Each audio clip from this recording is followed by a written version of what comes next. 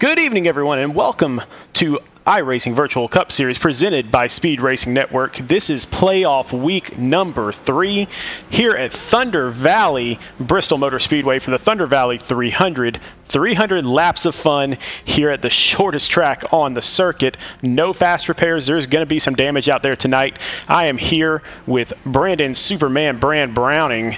My name is Sean Griffith. Brandon, how are we doing tonight, buddy?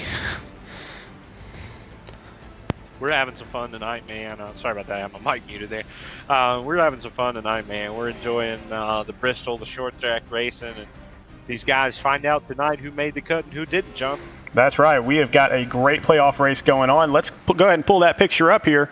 And so we've got 5 guys. Those guys in the blue, they are locked in. Oscar Jensen won a race. Kendall Livron, he won a race. Timothy Latham has pointed his way in. Chad Gunningsman pointed his way in. Benjamin D pointed his way in. Justin Boyles is right there on the cusp of pointing his way in, so he's probably going to make it. But then you have about 6 guys there that are within 20 points of that cut line, and you got a couple guys down there on the bottom that actually have a real shot of getting in there. Yeah, and right now I heard word. I'm not sure yet. Let me actually check the Discord. I saw earlier he's not there as of yet, but I will say I saw that Jason Tripp, yet again, maybe having some difficulties making the race tonight. So it's one less person. Pretty much Tim Hendry's almost eliminated, Sean. Jason Tripp, if he doesn't make it tonight, obviously he's eliminated. That means that these guys above them, Philip Lloyd, Greg Klein, Mark Kuda, and Jordan Saylor, are all battling for those final 2 spots. And even if you look ahead of that, Sean, we go all the way up to Greg Edney, where you really start running into that danger zone. Greg Edney right now, he's put 2, solid weeks together here in the playoffs, but it doesn't necessarily mean that he's locked in. He's only 14 points to the good. So, while it would be near disastrous for Jorgensen and the 24 Dakota Jorgensen to fall back there. If, let's say, Greg Klein, Philip Lloyd start running really good, Jordan Saylor's running really good, Mark Kuda really good, then, those bottom 3 guys there, Zach York, Ted Pullen, Greg Edney, and even Dakota Jorgensen could fall victim down there to the bottom. Anything can happen. I mean, one stage win, Sean, could take, Mark Kuda from positive 10, if none of the guys ahead of him get playoff points, to positive 20, and to put him ahead of Dakota Jorgensen. So it's a wild night, a lot of close racing, and where better to do it at than the shortest track of them all, Bristol Motor Speedway. Absolutely right. Now, I did get some late breaking news. Jason Tripp will not be here tonight. And so really the 2 guys that have a realistic chance of getting in, Greg Klein, Philip Lloyd, only 10 points outside that cut. And like you were saying, if you are playing the stage points game, then really you need stage points. There are only 18 guys on the track here tonight. You better not be in that back 8. Yeah, and the scary part for these guys, let's say Tim Hendry comes out here with a heater under the car. He wins this race. He could still make it in, Sean. He could still jump some of these guys. So that, again, is where it could get unfortunate for some of these guys right now, holding on. I do think that 12th place position should be positive 5, not negative 5. A little bit of an issue there. You're correct. You're correct. Yeah, it's no big deal, but I didn't want to confuse anyone to think, if he's negative 5, maybe he's actually out. Jordan Saylors holds right now our final playoff spot. So we'll see how it, turns out here in just a little while. Absolutely. So let's take a look and see what these drivers look like out here. And so first up, we got Oscar Jensen, right now the points leader. He does have a win already in the playoffs. Fantastic driver in the number 51 Premier Private Car Service car there. So he had 4 regular season wins. He led a ton of laps. He led 460 laps, 15 top 10s, 13 of those were top 5s. So this guy is absolutely on point. Yeah, and he's been the biggest player for me in the playoffs so far. He's been up front pretty much, the whole broadcast. It seems like we're talking about Oscar Jensen, and even if he pits, his strategy throws him off, and he falls back, Sean, it's not long, and we're talking about how that 51 car is driving back up through the field. Yes, we are. Now, Kendall Livron, he was a surprise to some, not so much of a surprise to some others, but he won the first race of the playoffs and locked himself into the round of 12 already. Great driver, had 1 win during the season in Pocono, only 2 laps led, but then he came out in the playoffs and he has been on fire. Yeah, these guys better be worried about Kendall Livron and that number 28 Chevy Camaro, because I'm telling you, he's been the guy that has impressed me most from what we've seen in regular season to postseason. He went from an average Joe, kind of about the middle of the pack, to he's been up here running with the big dogs. And actually, if I'm not mistaken, this is a bold statement. Tim, if you're watching, I'm sorry, buddy. He's outran Timothy Latham in both of these races as a whole. Yeah, it has been really surprising to me, at least, but really a lot of fun to watch what some would consider the little guy, really get up in there. So, but you said Timothy Latham. Let's talk about Timothy Latham. Number 5, he has been the points leader for basically the entire season. He has been absolutely incredible. 8 wins on the regular season, led over 1,000 laps, 18 top 10s, 17 of those they've been in the top 5. Brandon, this guy is a stud. This guy right here, you catch him on a down week, and he's still tough to beat. We go back a couple of weeks. I think it was Darlington, where he told me after the race, he said, man, I just missed the setup. He said, we were awful. The guy finished third with an awful setup. He said it wasn't much above the baseline setup, and he's just flat out outdrove some of the other guys in this series, and that's really what's got him here, Sean. I will say I made a mistake earlier. I went ahead and pre-made my pick. Forgot we were at Bristol. We'll get to my pick later. However, if you haven't decided on your pick, this guy right here, the driver of the number 5 car, is going to have something to say about who wins it tonight. I have a sneaky pick tonight. We'll get to him in a few minutes. But next up, Chad Gunningsman in the number 9 car. This guy is Mr. Consistency out here. Yeah, he's Mr. Silent too. I mean, like here as of late, we saw him about middle of the season, later in the season, that he was running up front. He was running with the big dogs. He was doing his thing. He was killing it. Now, as of late, he's kind of been a little bit quiet, Sean. He's still putting together the good finishes. He's still, as you see in yellow down there, he's already in the round of 12, locked himself in. Hasn't made a whole lot of noise, but sometimes the only time you need to make noise in the playoffs is in the round of 4. That's right. Benjamin D. Love this guy, love this car. He is one of the flying arrows, and he is always towards the front. Even though he only has 1 win at a restrictor plate race at Daytona, he is one of those that you can never count out. Yeah, and this is one of the guys that probably isn't going to pop up on your radar as, a guy to go out there and win it. And it's just because he finds unfortunate luck, Sean. He's been in so many races with an opportunity to win them and just had something go wrong at the wrong time. And I think he's already into the round of 12. I think he's going to be a tough one to eliminate in the playoffs for any of these guys so far. Now, Justin Boyles, he decided that his red and black car wasn't bright enough out there on the track. He decided to make a little bit of a paint change. There you see his new car up there right now. 1 win at Kentucky, 147 laps led. This is one of those that he's always in second and third place just waiting for you to make a mistake. Oh, you're absolutely right. He's always running around and not going to get to it yet, but all I'm going to say is this is the most beautiful car in the field tonight. I don't know. I'm personally, Sean, I'm a pretty big 6'9" fan, so I'm not sure. Obviously, he liked the guy enough to make a paint scheme modeled after him. Obviously, a lot to do with Tattletales that released a couple of weeks ago, his new album. So we'll talk more about Justin Boyles here in just a little while.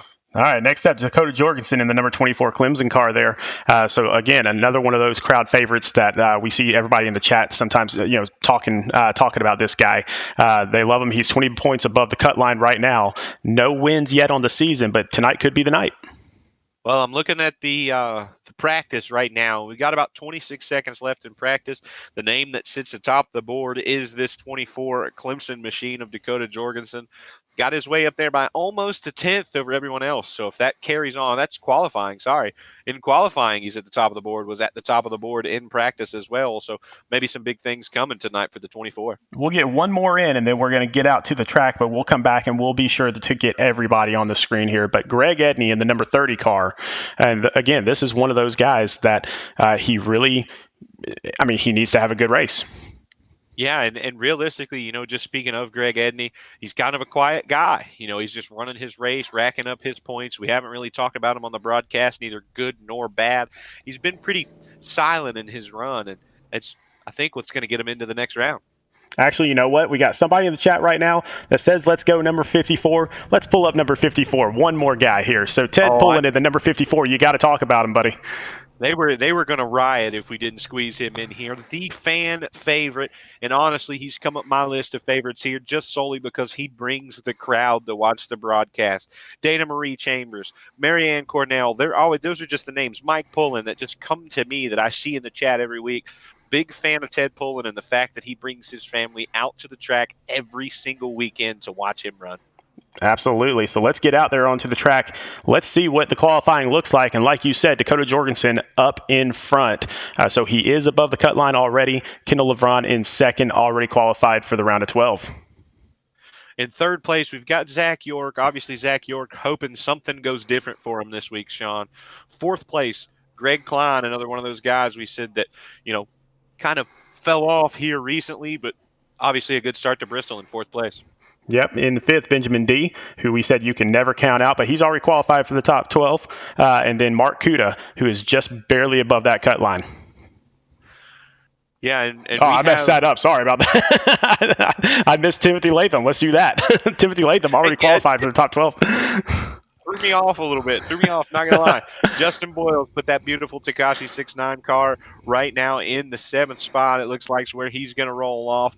8th place, Mark Kuda in the 77 looking for a rebound. PJ Engelkens, who is not in the playoffs right now, but he is up in 9th place. Greg Edney, who we just talked about, needs a good race here, so he is in 10th.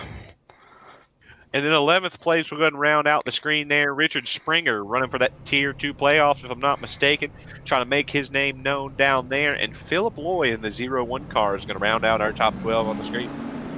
All right, buddy. Well, let's get them out there on the track. Let's find out who is going to make it into the next round of the playoffs.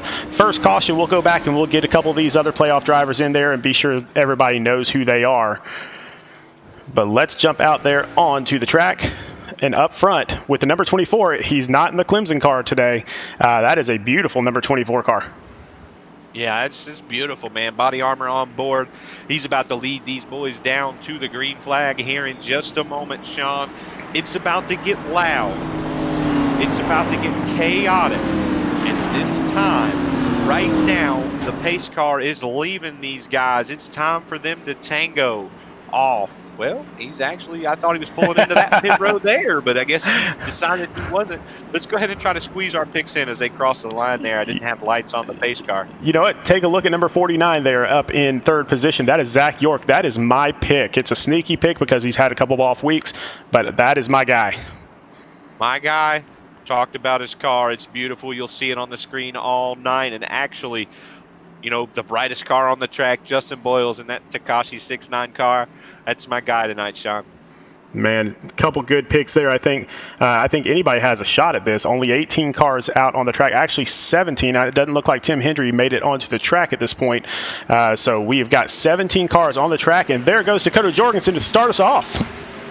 Yeah, and he rocketed out of that thing, man. He wanted to get out and leave these guys a little bit. Maybe have a little bit of comfort before it all gets crazy behind him. I think Zach York going to try to challenge him, so he's trying to get away from Kendall LeBron while Zach York deals with him back in about second place now. So for the moment, 24 doing exactly what he's needed to do here, Sean, and lead this thing out. Now, look, there's only 17 cars out on the track. 18 if Tim Hendry gets out here. But, I mean, look at this. They're already getting together. And so that's what I was just about to say is there is nowhere to go out here. And we already do have a wreck out on there on the track. And so we are under yellow. Let's go ahead and go to our first wreck replay of the evening.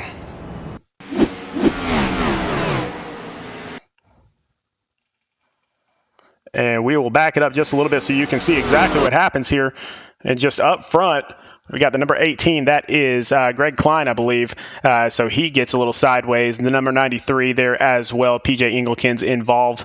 They got the 01 of Philip Loy involved as well. And Richard Springer in the 21. So we got quite a few cars already with damage and no fast repairs. That's not going to help them. No, that's a bad time to find an incident there. And you see a lot of cars that maybe they were fast, maybe they weren't, didn't really have enough time to show it, Sean. They were involved in something too early. So luckily for them, as long as they didn't have any severe engine damage or things like that, maybe able to get back into it. Definitely. And not what you really want to see this early in the race, but what I was going to say before we got into the yellow was even with only 17 to 18 people on the track, it is going to be tough to stay out of people's way on this thing. Yeah, and that's the big thing is these guys that are leading are going to catch some of these slower cars quickly. So not only do you have to be the fastest car, you're going to run into guys so fast that you have to be fast through lap traffic.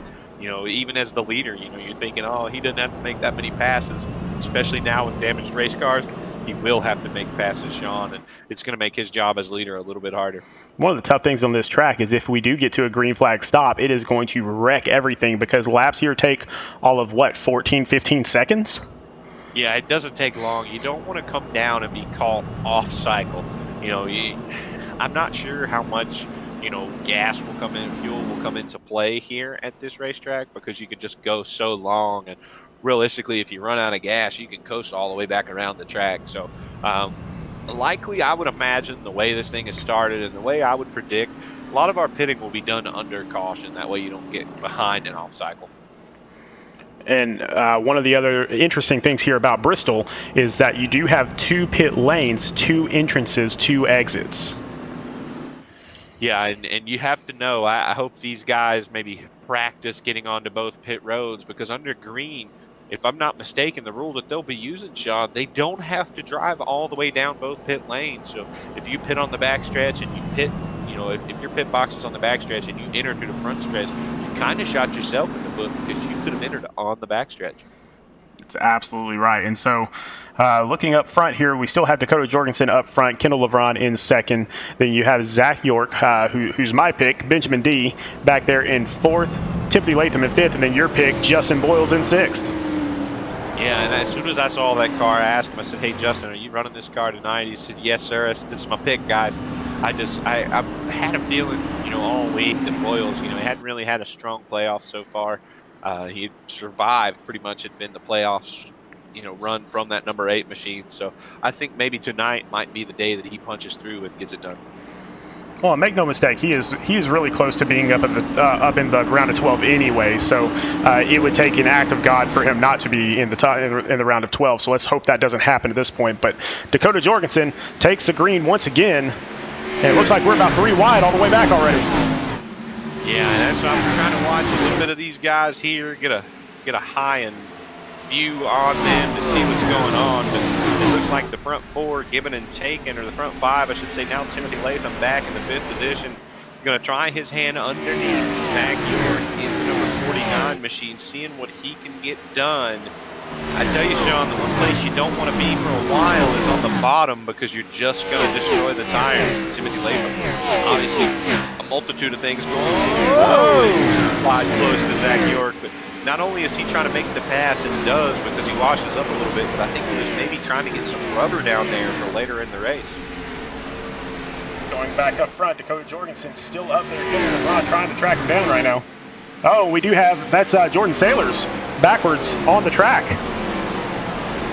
Yeah, I think this one here we're going to have to settle in and just ride for it because we're going to see cars spinning all over the place. And sometimes we'll get a caution for it, sometimes we won't. It seems like now with Jordan Sailors, now I'm going to get the caution. Right, he pulled out onto the track just a little bit there, and that caused the caution to come out.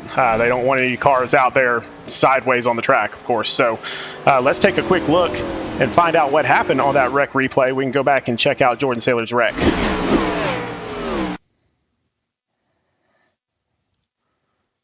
And you can watch him just coming down into this corner, and I think he's just going to lose it.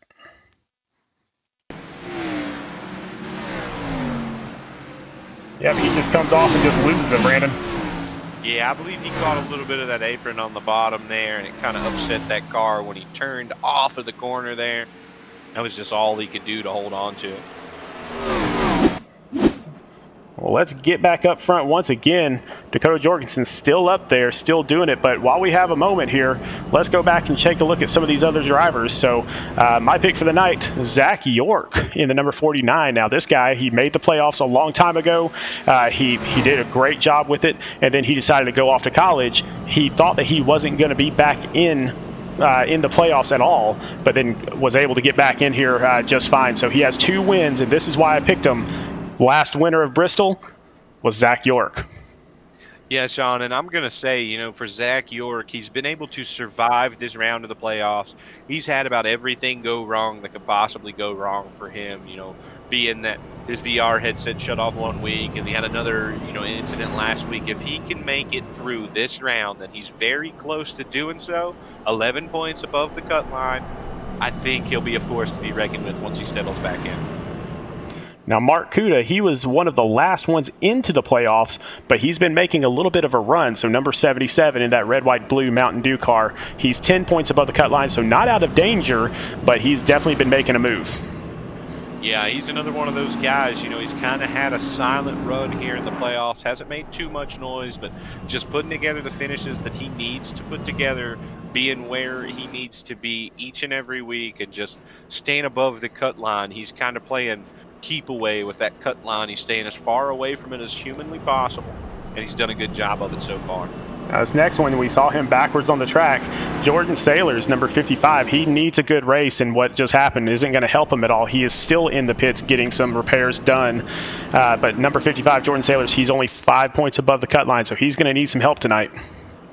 Yeah, he's going to have a solid week. And, you know, we talked about 2 of the 4 guys below the cut line aren't here tonight.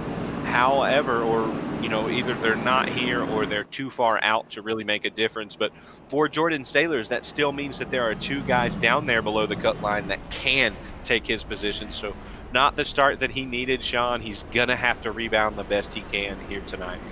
Now, Greg Klein in the number 18, he is our first one below the cut line. He is going to be 5 points down, but this is one of those races that he could get up there quickly, but he is already in the pits taking damage from that first wreck. Yeah, he kind of lost the front end on that wreck, so it's going to be tough for him to do, but we saw Jordan Sailors already find trouble as well, so if Jordan Sailors finds enough damage to equalize those 2 machines, it's going to be, you know, a war until the end of lap 300 here. Well, I tried to squeeze that last one in, but we are about to get back to green, Brandon. Yeah, we will get back and make sure we get every single person in there that deserve to be in there, have their screen time. But Dakota Jorgensen, yet again, like a rocket ship, taking off. And I think they're 3 wide already. They settled it down before the corner. But I tell you what, man, Benjamin D looking inside of Kendall LeBron. He's tired of following these guys. He wants his turn at the lead, and he's going to clear the 28 machine of Kendall LeBron, and he's making his way up to try to find the rear end of that number 24 car, and made it look easy on the bottom that time, Sean. Yeah, LeBron got up into the wall just a little bit, and everybody's kind of, oh, we got somebody else in the wall. I think that's the number 77 of Mark Kuda. But everybody's got to kind of calm down here. We still have 280 laps to go of this. Shouldn't be scratching up your car right now. Yeah, if you cause the damage now, you don't stand a shot later. But Kendall LeBron powering back by Benjamin D on the outside, not able quite to get clear. But Timothy Latham looking to follow there, not going to do so as well. But yeah, we just got to settle in. There's so much time that can be made up just by having a clean race car. You know, if you put the car in the wall, you cause a little bit of damage to it now, it's only going to go worse from the moment you touch the wall. We'll see here if these guys decide to settle in, or if we keep seeing the side-by-side slipping and sliding battle that we've seen so far. Because, I mean, Dakota Jorgensen obviously loving what he's seeing in the rear view. Well, and you see everybody passing Greg Klein there on the bottom. Of course, Greg Klein got some damage in that first wreck. But what you have to remember in this race, especially with playoffs on the line, you have to get out there and get as many laps in there as possible, because it could be that one of these other guys wrecks out and can't get back out there. Yeah, and if you're Greg Klein, you damage control, just like you said. You know, you try. You're 17 laps down already. We're merely 24 laps into this thing, so you try to stay as little laps down as you can, because if we see even Jordan Sailors, who right now is only 5 laps down, if we see him involved in another incident, he catches up with you, one spot is one spot. And the way they're racing, Sean, we could have 10, 15 of these 18 cars or 17 cars here totaled out before the end of this thing. So, you know, it could be an easy pick for who's going to win this race if they keep racing the way they do. And if you're Greg Klein, Jordan Sailors, you have to capitalize on that while you can. Yeah, Timothy Latham up there trying to make the pass on Benjamin D. Finally does that. Benjamin D goes down to the inside. Not going to let him go too far, but you got Zach York and Justin Boyles right there. Oh, and we got Benjamin D up into the wall. Oh, and now that's going to bring out the caution. Kind of race cars there, Sean. I hate to say it. The 49, the 97, the 8, and the 51 all involved in that incident. So just as we were talking about, they keep racing this way, and it's going to get crazy. Well, and it looked like it may have been his teammate that got him. Yeah, I think he thought he was clear there on the high line. Zach York obviously probably could have lifted chose not to, or if he didn't lift soon enough. Benjamin tried to slide up in the spot where the nose of the 49 car was, and the next thing he met was the wall, Sean. Yep, just a little bit too close, and that sends him spinning. Oh, Justin Boyles with a huge hit on the inside. That's going to cause a lot of damage. But like I said, he is one of those that is relatively safe, but Benjamin D, that might pull him out.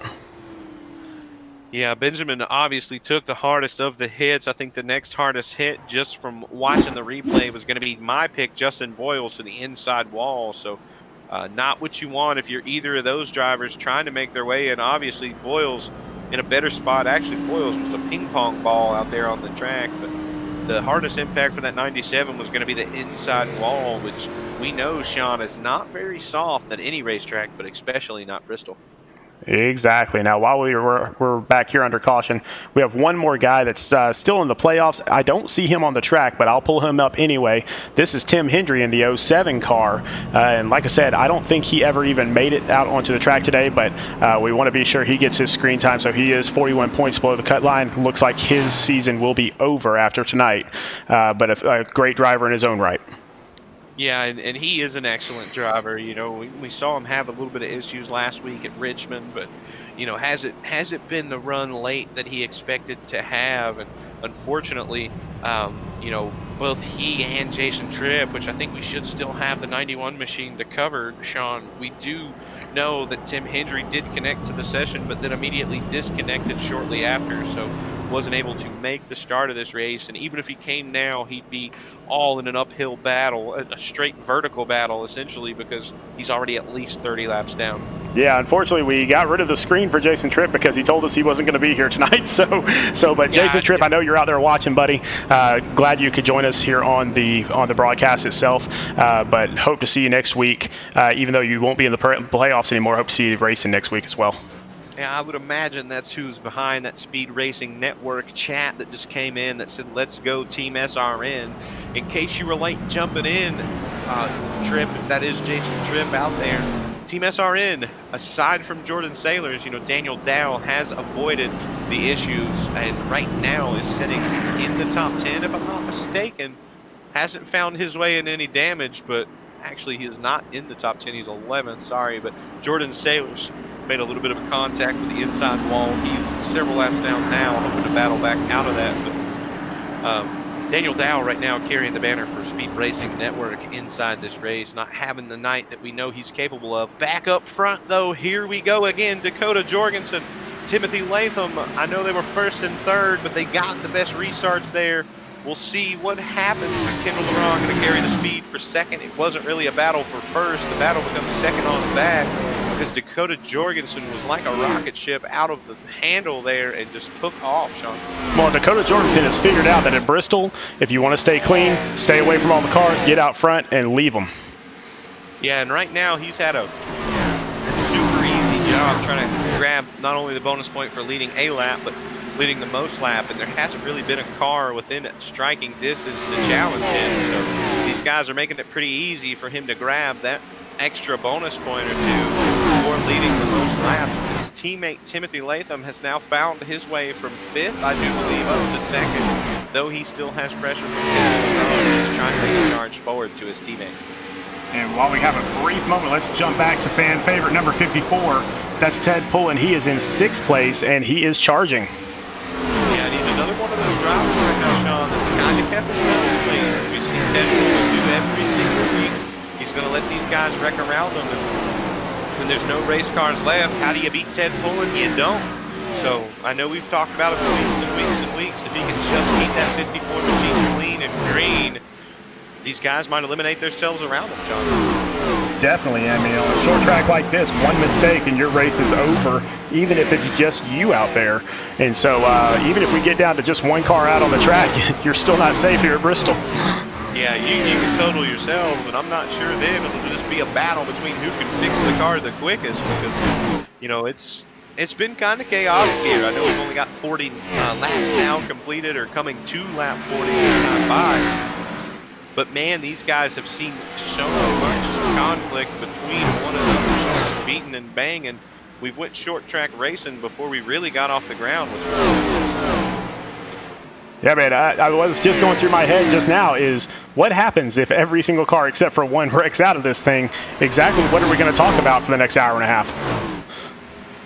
Hopefully, if that's the case, it's Ted Pullen, because then we can interact with the chat going crazy. Because I don't know, Sean. I mean, these guys right now, they seem to be off to a good stride, but there you see it on your screen. The 5 and the 24 are about to do battle again, and hopefully we've already seen another set of teams tangle. Hopefully we don't see the same for Flashpoint Racing here, because Kendall LeBron is ready to strike. And also, not only is he ready to strike, if they get together, he's in the danger zone being collected in the incident as well. We're just trying to see if he's going to make a quick little run here, but while that is going on, there is definitely some racing going on a little bit further back. We got about 6 guys right here under a blanket. Yeah, that's where it starts to get scary. These guys obviously still testing others' misfortunes as they haven't settled down and decided, all right, that's enough for me. They're still going for it, one after the other, trying to see who can come out on top, gain the positions now while the getting's still good, while they're still new in the tires. But it honestly scares me, Sean, that these guys are racing. I know they're racing for being their playoff lives, but at the same time, they can race and gain all of these positions and slip, and it's all over for them. Yeah, that's the beauty of Bristol, and that's also the curse of Bristol, where, I mean, this is one of those tracks that there is so much speed, and you can take that speed into the corners because of the banking here, but also because of that speed on such a short track, there's a lot of danger. Yeah, and one car I've got my eye on, you see him there. You know, I may be a little behind on what I'm seeing, but I'm having a little bit of issues with the stream itself here for myself. I know it's playing good on YouTube, but that 2 car of Daniel Dow passed the 51 of Oscar Jensen, passed the 30 of Greg Edney, and now has passed the 54 of Ted Pullen. So Speed Racing Network, Jason Shrimp out there in the chat, looking to maybe make some noise before this thing is all said and done. Yeah, he is definitely. Now Dakota Johnson, or I'm sorry, Dakota Jorgensen and Timothy Latham, they just passed a slow car. I believe that was Mark Kuda, and so Mark Kuda will go a lap down. And so now we have 12 guys on the lead lap, and if we keep going green, that will not be the last lap car. I guarantee it.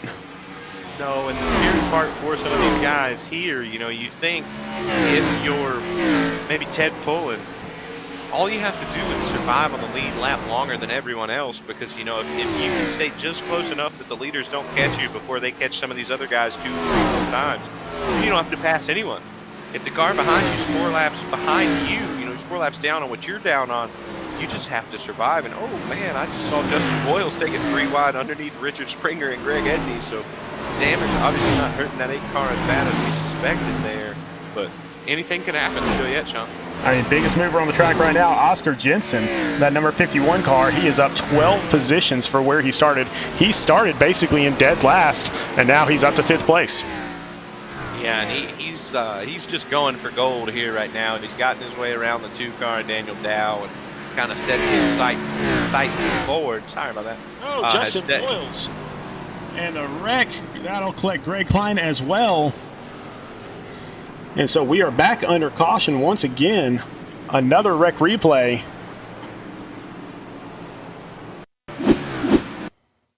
And let's go back and find out what happened here, because it looks like you just had a ton of guys all getting together. So Mark Kuda up on the top side there, and Justin Boyles trying to squeeze between him and Richard Springer and just can't get it down there without getting into Mark Kuda just a little bit. And so that takes Boyles, and he will just spin. Everything's safe at this point, and then here comes Greg Klein right there to take him from behind. So a little bit of damage, and again, he's one of the safer ones in the group, but still very big disappointment there. Yeah, and this is not the start that you wanted. Those 66 points can be gained here, Sean, you know, with some stage points. And I look and I see Philip Loy, who, if I'm not mistaken, is outside of the playoffs right now, and he's running in 4th. So right now, Justin Boyles just has to, you know, worry less about how he's going to get back up and race past these guys, which is much of what we saw just now, because if he doesn't net any stage points, and maybe Philip Loy reaches up and grabs a stage win, obviously that's going to play huge into the battle for that spot. It's Boyles' day. Actually, no. Yeah, Philip Loy is 10 points out. So let's say he gets a stage win here, Sean. He then gains 10 points on everyone ahead of him that doesn't get stage points. Justin Boyles right now is a lap down in 13th. So, you know, he then becomes like, 48 points behind Justin Boyles. And then another stage win is 38 points. So he's able to chomp down on that. I think it would be near impossible for him to get there, Sean, but the possibility is still there if Boyles isn't careful. And we will try to kind of keep track and let you know about those stage points and that sort of thing. We'll do our best to do that. All results are unofficial until after the race, obviously, but we'll let you know everything that we can on those stage points. Actually, I want to think here real quick. So you say 66 points. I mean, that's the max you can get. So even if Justin Boyles gets out here, and I believe he was, 58 points? I think even if Boyles finishes last, he'll still be locked in. And the reason I say that is because obviously, number one, Philip Loy, or I can't recall who the last car outside was there, Sean. You know right off the top? Philip Loy and Greg Klein. And Greg Klein is in the pits.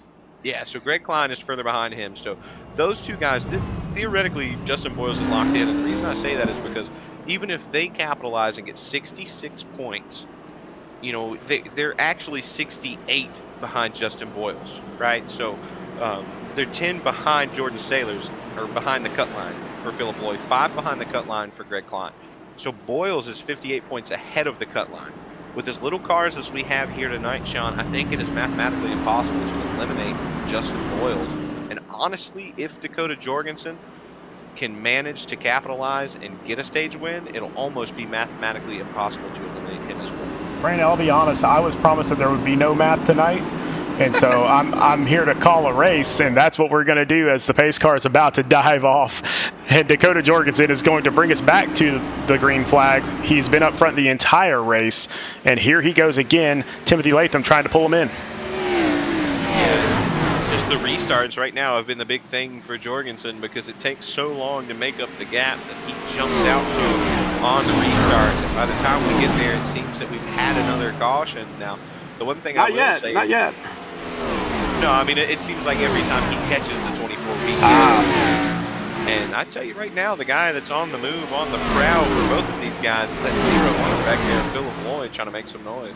Man, Philip Lloyd just needing these stage points. We got about 13 laps left to go on the stage. The stage ends on lap 75, so he is trying to do his damage right now while he can. Yeah, and obviously right now he doesn't want to put himself in a spot where he loses 7, which essentially is or 8 actually he would gain to gain 2 more, Sean. He doesn't want to go up there and push too hard, get into the 5 car. They both wreck and fall out of playoff point or stage point contention there because right now he's set to gain 8, which will go a long way in trying to get back inside of the playoffs. But obviously a hard feat to go up there and pass Timothy Latham, who's having an even harder time with the Dakota Jorgensen. So maybe if you're Philip Loy, you settle in and just ride right there. But Oscar Jensen said, nah, you're going to slide back one more spot because I'm coming through. I want to go race with these guys. Kind of Philip Loy just doing the smart thing, pulling over and letting them go. And we are 10 laps away from the stage. And here comes Oscar Jensen going to the inside of Timothy Latham as well. I'll tell you what's scary for me. You see how easy it is for Oscar to pass these guys on the bottom. We saw Tim trying to do it, Timothy Latham trying to do it on the bottom and couldn't do it. And Oscar Jensen just passes him and drives away. See now Timothy Latham having a little bit more trouble getting past Dakota. But already off into the sunset goes the 51 car. And here comes Ted Pullen into the 3rd spot. I hope everyone tuned in because right now that car is quick. Keep in mind that both Ted Pullen and Oscar Jensen both pitted back on lap 55, so they have the freshest tires out there on the track, and they are proving it right now. Ted Pullen going to the inside. He's going to make it stick, and he is going to pass Timothy Latham for 2nd place. Yeah, and I just wonder, I'm going to pull up the chat here in just a moment to see who's there, to see who's surprised. No one's surprised, but I'm sure they're all cheering on their guy in the 54. Haven't quite made it to the chat yet, Sean, but I believe the wave is coming. And there goes Ted Pullen. Finally clears Timothy Latham, and he will start his trek to get Oscar Jensen, but Oscar Jensen has already gone about 2.5 seconds out front. Yeah, and Oscar's making use of those tires while he can, Sean. Just going back a little bit further, so Richard Springer trying to track down Kendall LeBron, but Justin Boyle's right there on his tail. So a little bit of racing back towards the back of the pack here with 3 laps to go in the stage. Yeah, and I think that was a missed opportunity for Jorgensen. Oh, and there goes Kendall LeBron. Still green, everybody checks up. Nobody really took advantage of that except for Richard Springer. Yeah, I think maybe it sounded like a little bit of a net code from what I'm hearing on the driver chat, but not really sure here because we're just coming to the end of this. I think a missed opportunity, though, as I was saying, Sean, for Dakota Jorgensen, who could have capitalized and got the stage win, now has slid back to 4th. Going to lose about 3 points on what he should have had. Well, here comes Oscar Jensen. So we are on lap 75, so I think we'll go around one more time, and then we will get the caution flag out. And then I think, Brandon, you might have the spreadsheet on your end to possibly help us out with figuring out who is where. Yeah, I'm going to see right now if I can get it loaded up as to who was where, Sean. So give me just one moment of that, and we'll see right now after this caution. I'm going to do some real quick math and see who's where. All right, Oscar Jensen with a great stage win on those newer tires, and you can see how big of a difference those tires make. And we will give them a second to kind of get everything sorted out here, and then we will do our best to get Oscar Jensen in here for a quick little interview.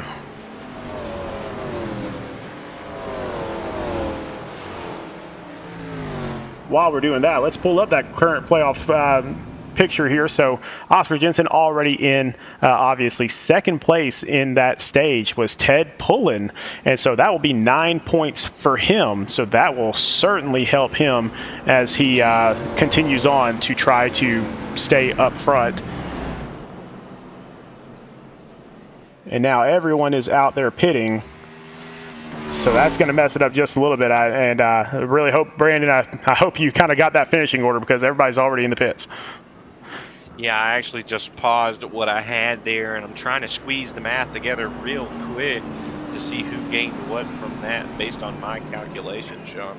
Well, while you're doing that, let's see if we can't get Oscar Jensen up here for a quick little interview.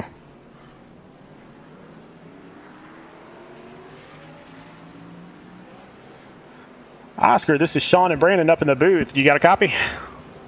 Yes, sir. What's up? Man, you came out of nowhere on those last few laps and made that pass and started gaining a lot of time out there. Had to be the new tires, obviously, but how did that feel to just zip right past those guys that have led the entire race? Well, you know what? I know we have a fast car. Obviously, we got involved in an incident there early on, which left us with a little bit of nose-end damage. But, you know, I'm not gonna lie, it felt pretty great just zooming by them. I felt like Lightning McQueen or something, but, you know, like you said last week, we're already locked in, so, you know, might as well just try some strategy and just play it by ear. Yeah, definitely a lot of wrecking going on out there. Now, I know you've got a little bit of damage on your car, but is it enough that it's going to make a difference later in the race? Well, you saw what just happened there, so I guess I'll leave it up to people out there. Sounds good. Now, you're already locked in, and of course, there's a big battle going on for those last couple of positions. Is there a dark horse that from your driver's perspective, that you see that maybe we're not seeing? Well, I think the dark horse right now would be Kendall is my pick. Obviously, he's already locked in, but he's one of those guys that has recently caught a lot on fire here, and he was running up here a while ago. I'm not quite sure what happened to him, but that's who I'm rooting for besides myself. All right, buddy. Well, we will get you back down there onto the track, and congratulations on that stage win. Hope to see you in victory lane a little bit later on. Yes, sir. Thank you. Hopefully we plan on that. Have a little date later, but yeah, good luck y'all for the rest of the broadcast. Sounds good, buddy. Have a good one. Yep. All right, dropping him back down there into his area. And so we do have Oscar Jensen up front. We are 1 to green. And Justin D. Reich is going to be in second place on the outside of that first row. And then Ted Pullen in third. And then Timothy Latham there in fourth. So still a lot of racing to go. Still have 16 cars on the track. And so Oscar Jensen has control of the restart, and he takes off. Oh, and we've already got Ted Pullen already. He's going around. Let's see if he can get back out on the track safely, but already a wreck. And that's going to cause a lot of damage there. Not what he needed to do there. Of course, he does have those stage points. That'll help. Oh, all sorts of cars out there on the track. No caution yet. A lot of slow cars trying to get around. And so here comes Oscar Jensen. Oh, and Timothy Latham, he goes around. And now we will get a caution. Wow, really interesting that iRacing did not call that caution a lot earlier. All sorts of stuff going on right after the green flag. Let's take a look, and we'll try to get through all of it. So go back to a rec replay. And we will see this right on the restart. If you watch the number 54 car, he gets sideways. I'm not sure if he had some help. Oh, no, he just spun those tires. And so he got sideways, and he goes head first into the wall, which that is not the way you want to go. Let's see if we can grab another replay here, see what happened a little bit later on.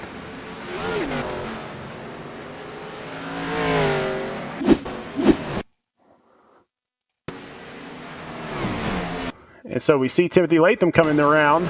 All these slow cars out in front of him. I think he's just trying to avoid them. Guns it just a little bit too much. Gets turned around.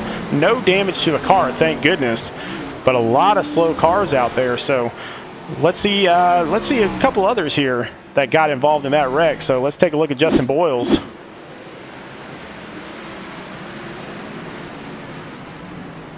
And so Boyles just checked up because of the entire Ted Pullen wreck there.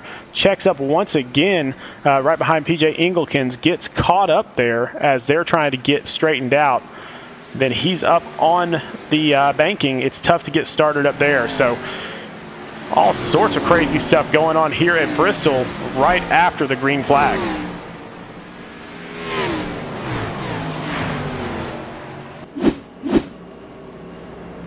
Alrighty, Sean. I know I was gone for just a hair there. I will say, just by my math, just kind of run down, obviously Oscar Jensen, Kendall LeBron, Timothy Latham, Chad Genningsman, and Benjamin D. all locked in.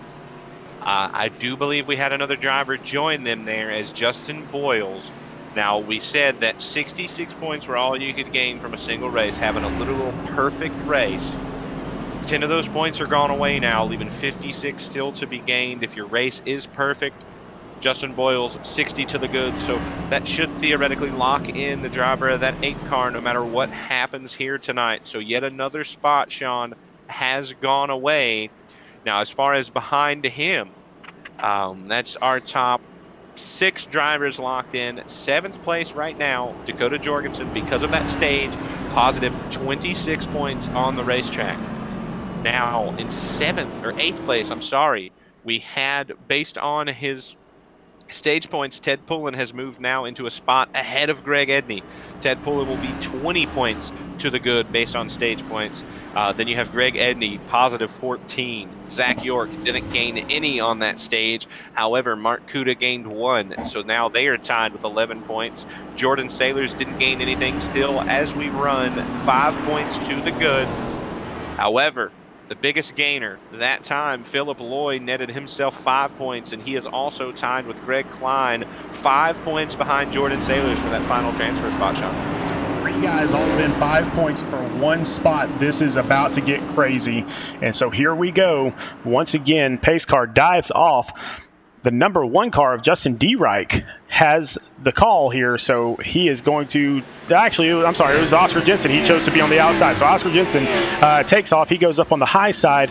Zach York is going to try to follow him, but Justin D. Reich in between them. Yeah, and I think right now with the high line that's going to allow Zach York to just power by.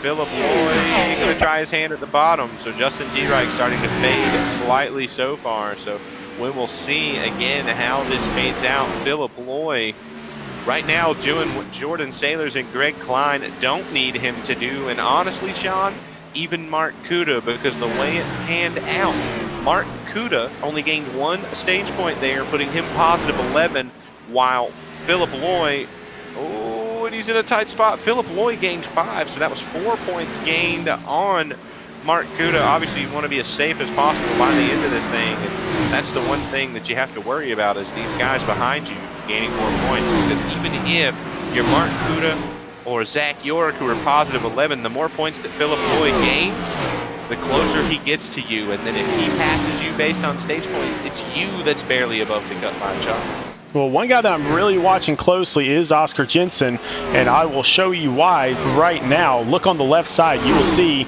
the last lap. Actually, that messed up just a little bit, so I apologize for that. So the last pit lap that he was in was lap 55. Everyone else on the track pitted on lap 77 or later. So he has the oldest tires out there by 22 laps. Yeah, and obviously, you know, it hasn't really proved to be a difference right now, because he's able to hold about a 0.4 of a second lead over Zach York, who needs a big day here. Zach York realistically doesn't need a win to transfer, Sean, but he needs a win for confidence, to get that confidence back up to where it was before, you know, all of the incidents fell through. And so Kendall LeBron taking that position on the outside from Greg Edney. A lot of damage back here towards the back. This right now has just been a battle of who can survive and keep their cars from having damage. So that's the big thing that we're dealing with now, is what cars do and what cars don't have damage. Back out to the chat.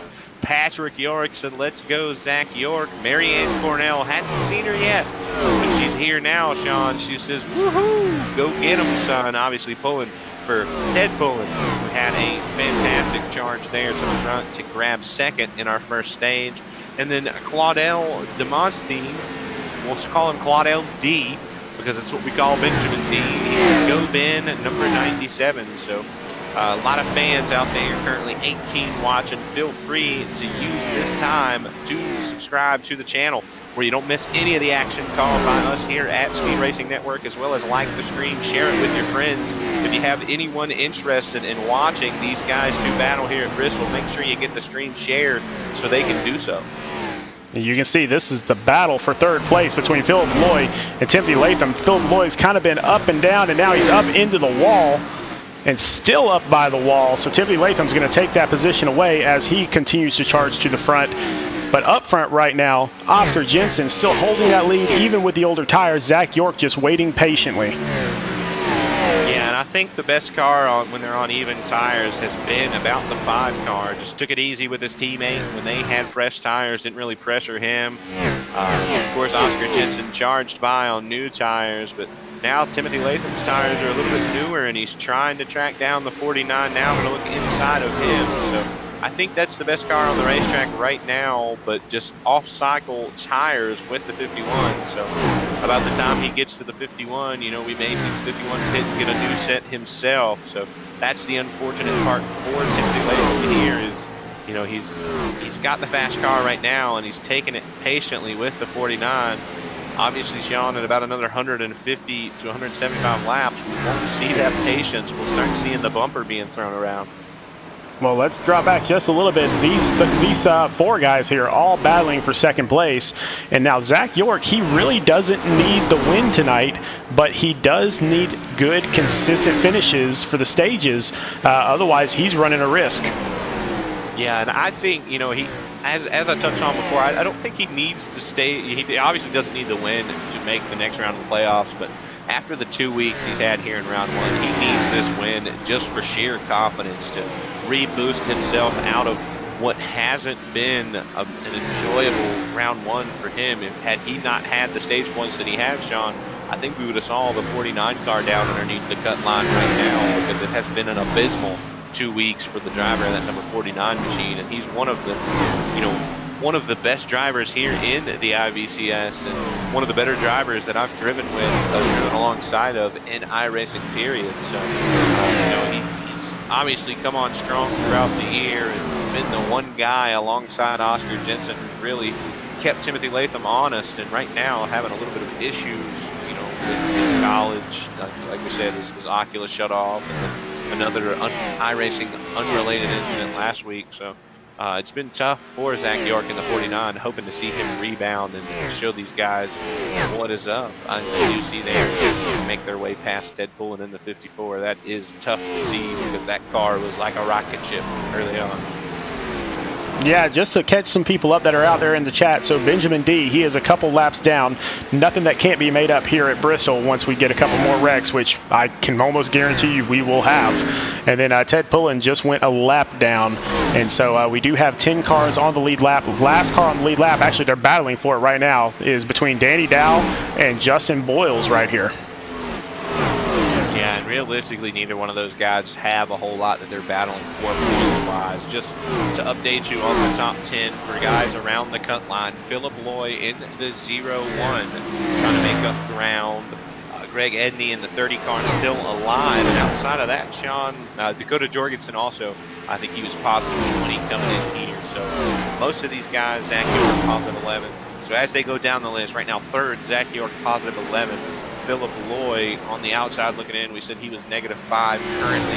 Dakota Jorgensen came in, I think, positive 20, but I think he's up to positive 26 or so now with his stage points. Greg Edney, let me actually pull the spread back up here. Yes. So right now, again, we do have Zach York positive 11. We have Dakota Jorgensen now positive 26 on the cut line. So some of these guys that needed big days just because they've kept their cars out of trouble have kind of found that, John. And battle for third here, Zach York and Dakota Jorgensen side by side. Oh, and there goes Jorgensen around. And it will bring out a caution.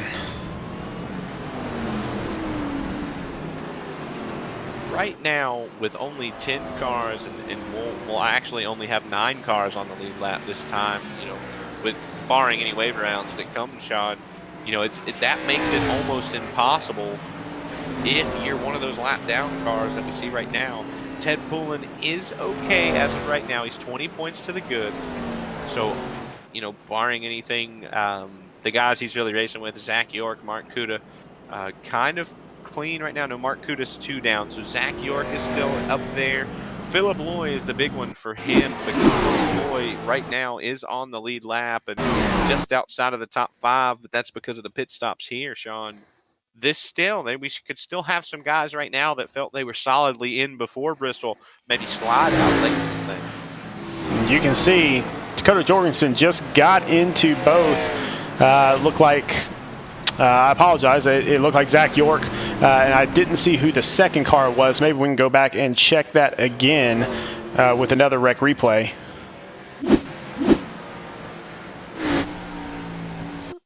And it looks like the 01 car. So that is. Man, I knew this. Philip Loy, sorry about that. So I know Philip Loy's car really well. I don't know why I spaced that. But Dakota Jorgensen, once again, just in a little bit of damage. Didn't seem like too much. But here at Bristol, you can't go 3 wide like that. Yeah, and if you do, it's got to be quick and over with. I mean, you can't push it into the corners 3 wide. You know, you've got to do it pretty much off the corner and be not 3 wide by the time you get to the next corner, which is the unfortunate part there. And as we near, Sean, just to think again, you know, right now Ted Pullen is going to be on the lead lap by virtue of a wave around, so he definitely needed that. Theoretically, if he was to be the final car into the playoffs going into the round of 12, so if he was the bottom car right now, Greg Klein, Philip Loy's got a shot. Jordan Sailors is behind him. I think right now, Ted Pullen fans, even if he's got that damage, he's trying to stay ahead of Mark Kuda, who right now is 2 laps down, and Greg Klein, who is 84 laps down and actually has left the race. So right now, Sean, that would mean that we're battling for 1 spot one of these guys that's in this race is going to be gone because we had already, I drew a blank. We had Tim Hendry, did not make the race. He's not in here racing for his playoff spot. Jason Tripp, we talked about it, he's out. And now Greg Klein has pulled his car behind and off and disconnected from the server.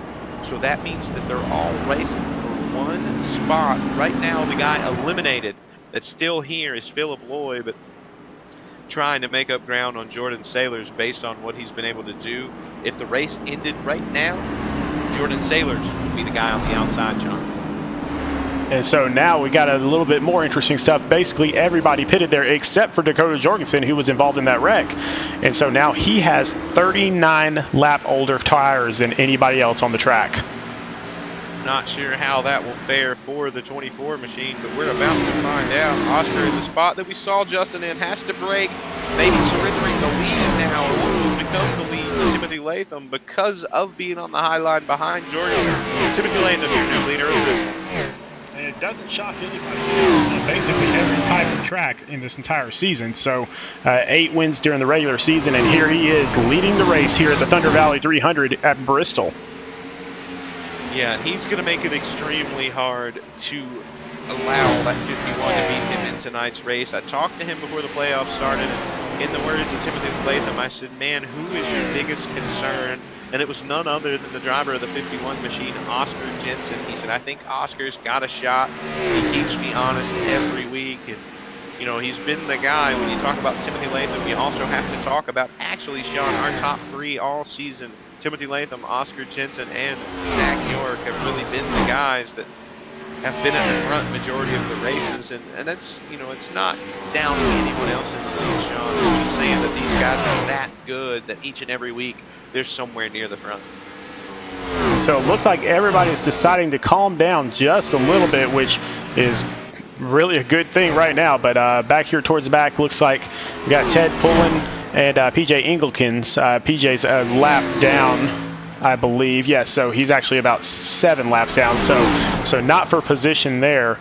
But Ted Pullen trying to track down Justin Boyles right in front of him for 9th place.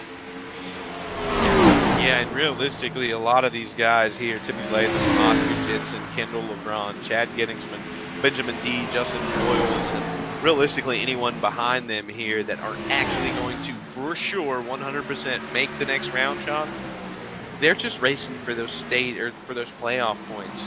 They're trying to get a little bit closer to the next guy ahead of them because after tonight, they reset again and do it all in 3 more races. So we'll see what that means for a lot of these guys. But you know, right up ahead of our leader, they got a little bit squirrely.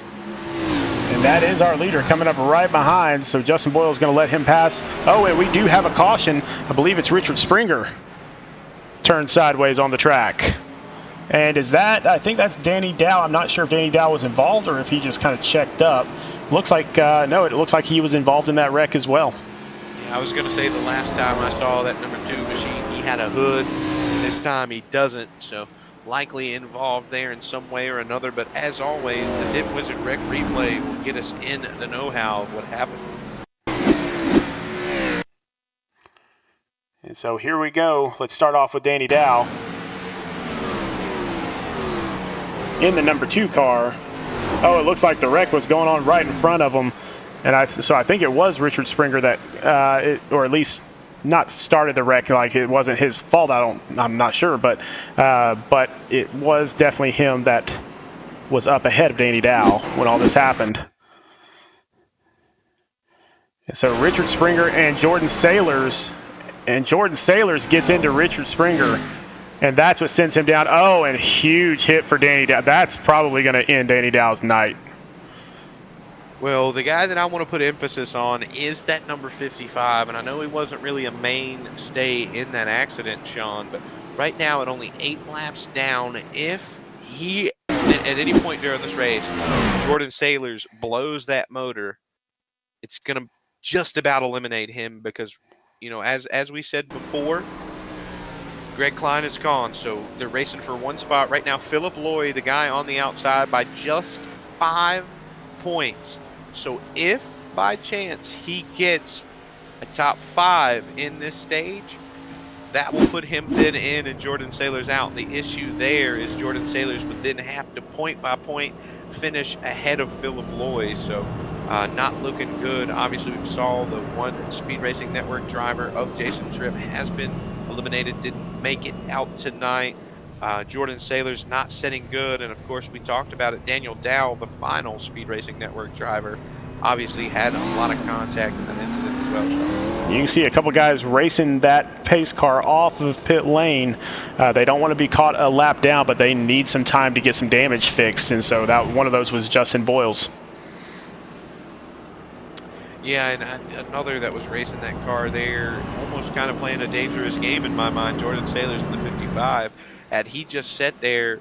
The one thing that he does not need, Sean, is for that motor to blow. So even if he lost 2, 3, 4 more laps, as long as that car doesn't blow up, he still has a shot. If it blows up, it will almost eliminate him from being able, because now he's just 2 laps behind PJ Engelkens.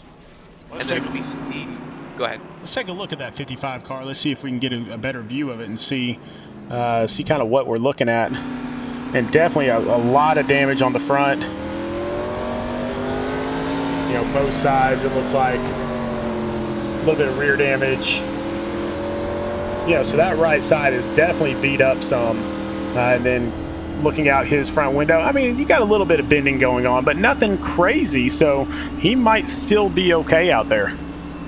Yeah, right now he's kind of hanging on. As I said before, you know, PJ Engelkens, just 2 laps ahead of him. PJ's still running, but what he really needs is PJ to do some more damage to that car. And Daniel Dow still in the pits, only 3 laps down, so Jordan here will likely, the pace car is off actually, and Timothy Latham going to take us back to green flag racing. We'll touch back on Jordan Sailors here in just a moment, but for the minute, Timothy Latham takes off and is clean and clear of everyone. Oscar going to make sure it doesn't stay that way for long with a rocket down the backstretch. Timothy into 3. Man, there's going to be a battle here in another couple of laps because Oscar wants what he feels is his back. And also a really interesting pit strategy here, because Dakota Jorgensen could have pitted there. Ted Pulling could have pitted there and had the freshest tires on the track and made a run at this front of the pack, but they chose not to there. Kind of an interesting thing with 9 laps to go. Yeah, especially, you know, seeing as we saw how well it worked for Oscar and Ted Pullen before. Honestly, really surprised. I feel like it was the biggest missed opportunity for Philip Loy in the 0-1, because if he won the stage, not only does he find his way in the playoffs, but he finds himself then 5 points ahead of Jordan Sailors in the playoff picture. So that could be a big thing that we see here, maybe bite 0-1 as we get into this race. And you can see the different lines that they're taking. So Timothy Latham staying as high as he possibly can to get a good run off the tail end there, but then Oscar Jensen staying low. So a couple of different lines going on here. Yeah, and I think right now Timothy's just trying to survive and manage, you know, to not allow Oscar to win another stage here. He wants to break up the perfection that Oscar's going for. To my knowledge, Timothy Latham is the only driver to win stage 1, 2, and the race, leading most laps. And actually, in that race, Timothy led every lap. I'm not sure. Could be actually there could be another driver in there. Someone. I feel like there's one more, but I know Timothy Latham has done that, trying to keep Oscar from doing the same thing here. Well, here we go. 4 more laps to go. Can Oscar Jensen track him down and win stage 2 as well as stage 1? We will find out shortly, but it looks like Timothy Latham has this pretty much in control right now. Oh, Oscar tapped the wall there, so that doesn't help in the question. Run down the 5 car. A little bit of a tidbit of information on the 5 car. He loves this track. Actually, tomorrow for the Cup Series race, after this race here, Timothy Latham will be leaving to go to the Bristol race. He is going to attend the actual Bristol race. One of his favorite tracks to drive, same as mine. We are Kyle Busch fans, Sean, so, you know, we enjoy Bristol as much as anybody. And we've got about 1 more lap here in this stage, and then we're going to get that competition caution. Justin Boyles is getting past, going 1 lap down here. It's not really going to matter. He should get that lucky dog and come right back onto the lead lap here shortly. But Timothy Latham looks like he is going to take this stage win. Yeah, and I think Oscar's doing all he can to contest it, but hasn't been able to do it yet. And that should bring out the caution, and it does. So Timothy Latham, first place. Oscar Jensen, second. Zach York, who desperately needs those good points. He is in third. Philip Loy, who also is right now is on the outside, or starting the race, was out on the outside of the cut. He is in fourth. Kendall LeVron already in. He's in fifth. Greg Edney, sixth. Justin D-Reich not in the playoffs. He is in seventh. Dakota Jorgensen in eighth. Ted Pullen gets ninth place points. And Justin Boyles gets 10th place points. So there is your top 10. And Brandon, I know you're about to get right back to math, and we will let these guys pit, and then we will try to get a hold of Timothy Latham and see if we can have a quick little chat with him. Yeah, I'm actually jumping right in right now, and I've got a lot of it done, but I want to get some of these other guys that are close on the line to where they're going to be, because I do know we have a big change coming up here, Sean. All right, and we will let Timothy Latham just get up out of the pits as he is getting fresh tires and some fuel. He's going to jump right back out there.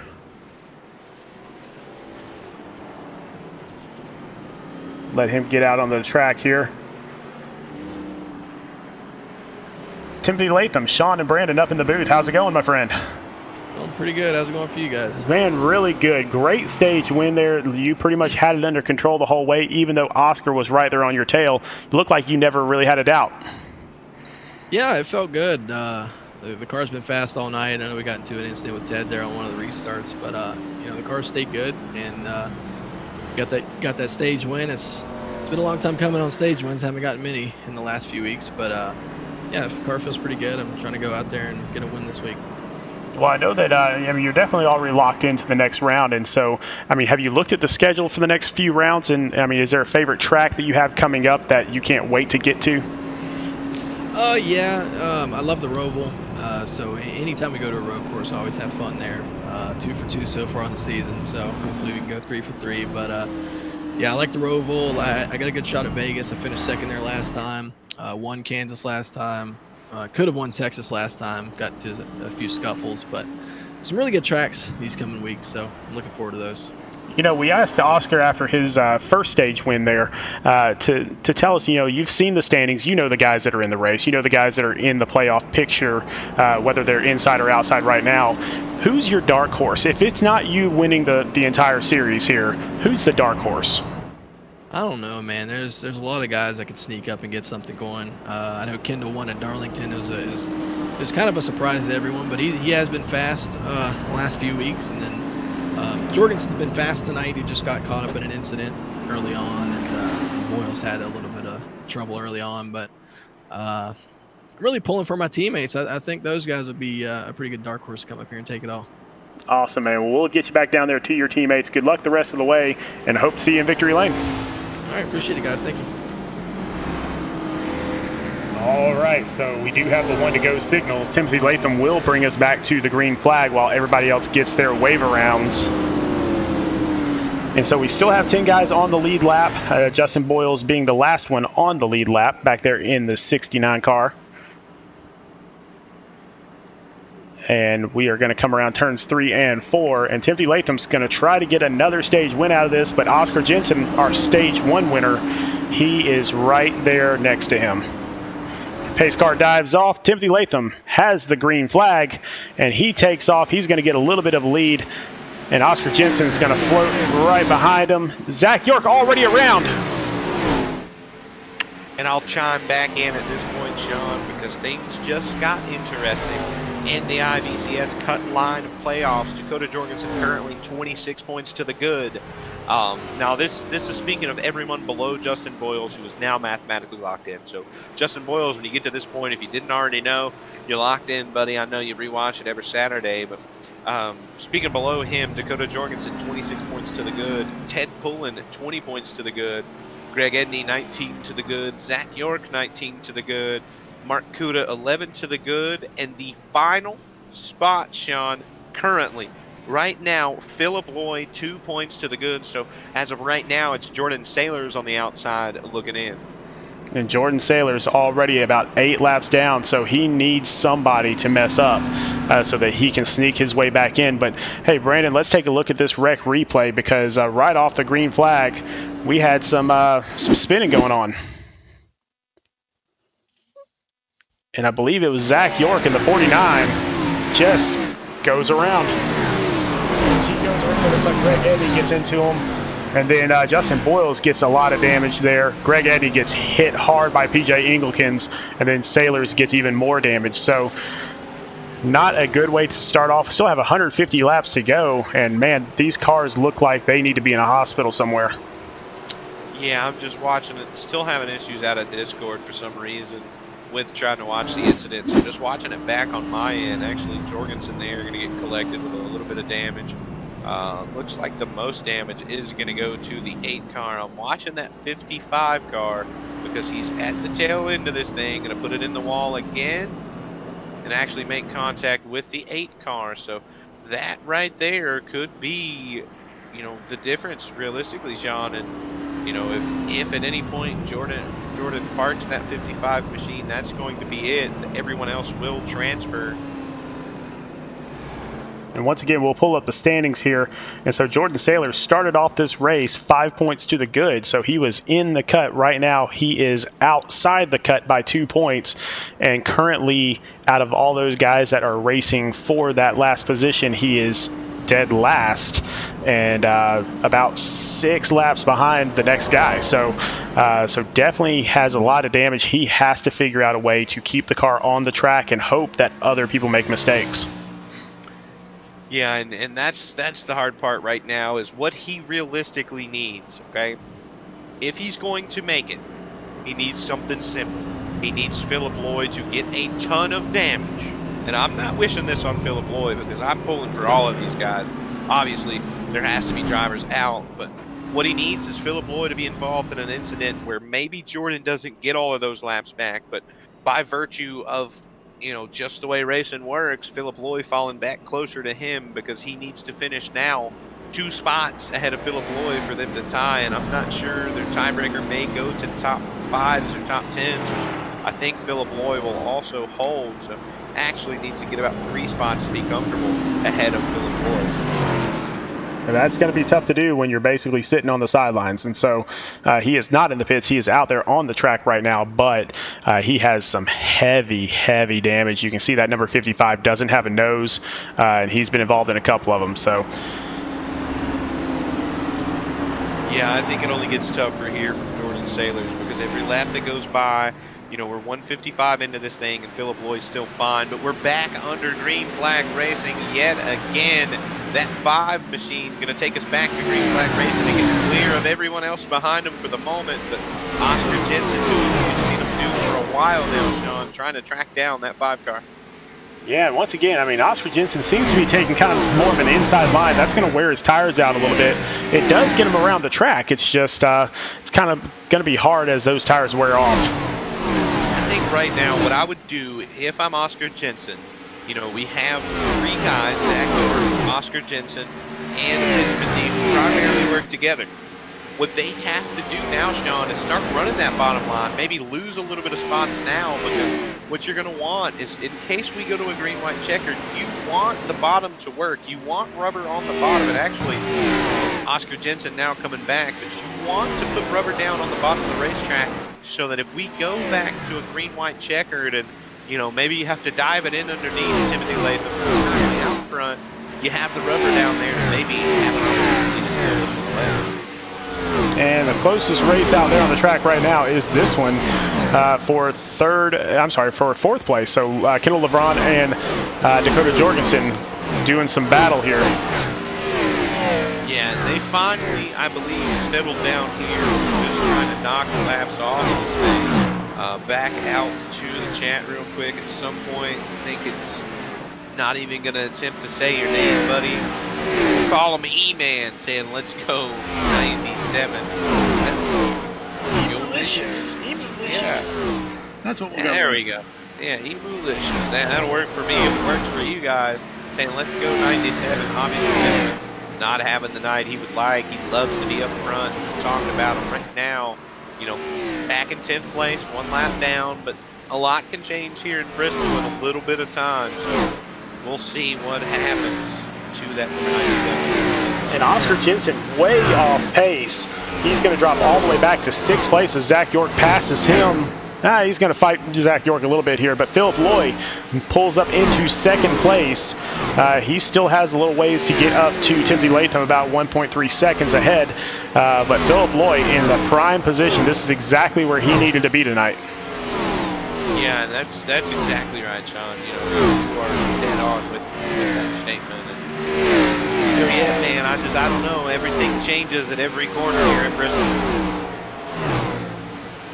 So just going back a little bit, Oscar Jensen, I'm not really sure what happened with him.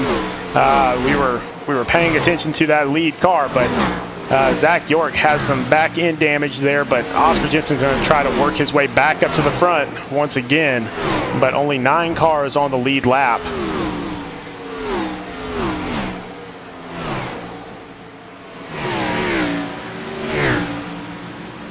So this is the best race out on the track right now. A little bit of a wiggle from Oscar Jensen there. So definitely, man, got some stuff going on here. It's gotten a little interesting out here, especially still with 125 laps to go, Brandon. Yeah, do you actually have any, Sean? I wasn't sure if you heard me. Yeah, I got you, buddy. Okay. Maybe not sure what's going on there. I was talking away, but it was not registering through the Discord. So we're back for the moment. But yeah, man, we have all kind of stuff going on. And the one thing, it kind of seems like a typical IVCS race now with Timothy Latham just driving out and leaving these guys. He's been the one driver so far that hasn't had a whole lot going on in this race. And maybe that's the reason for him up front right now leading this thing. Well, but one thing that he's going to run into is he's coming up on Justin D. Wright and a pack of 4 drivers here.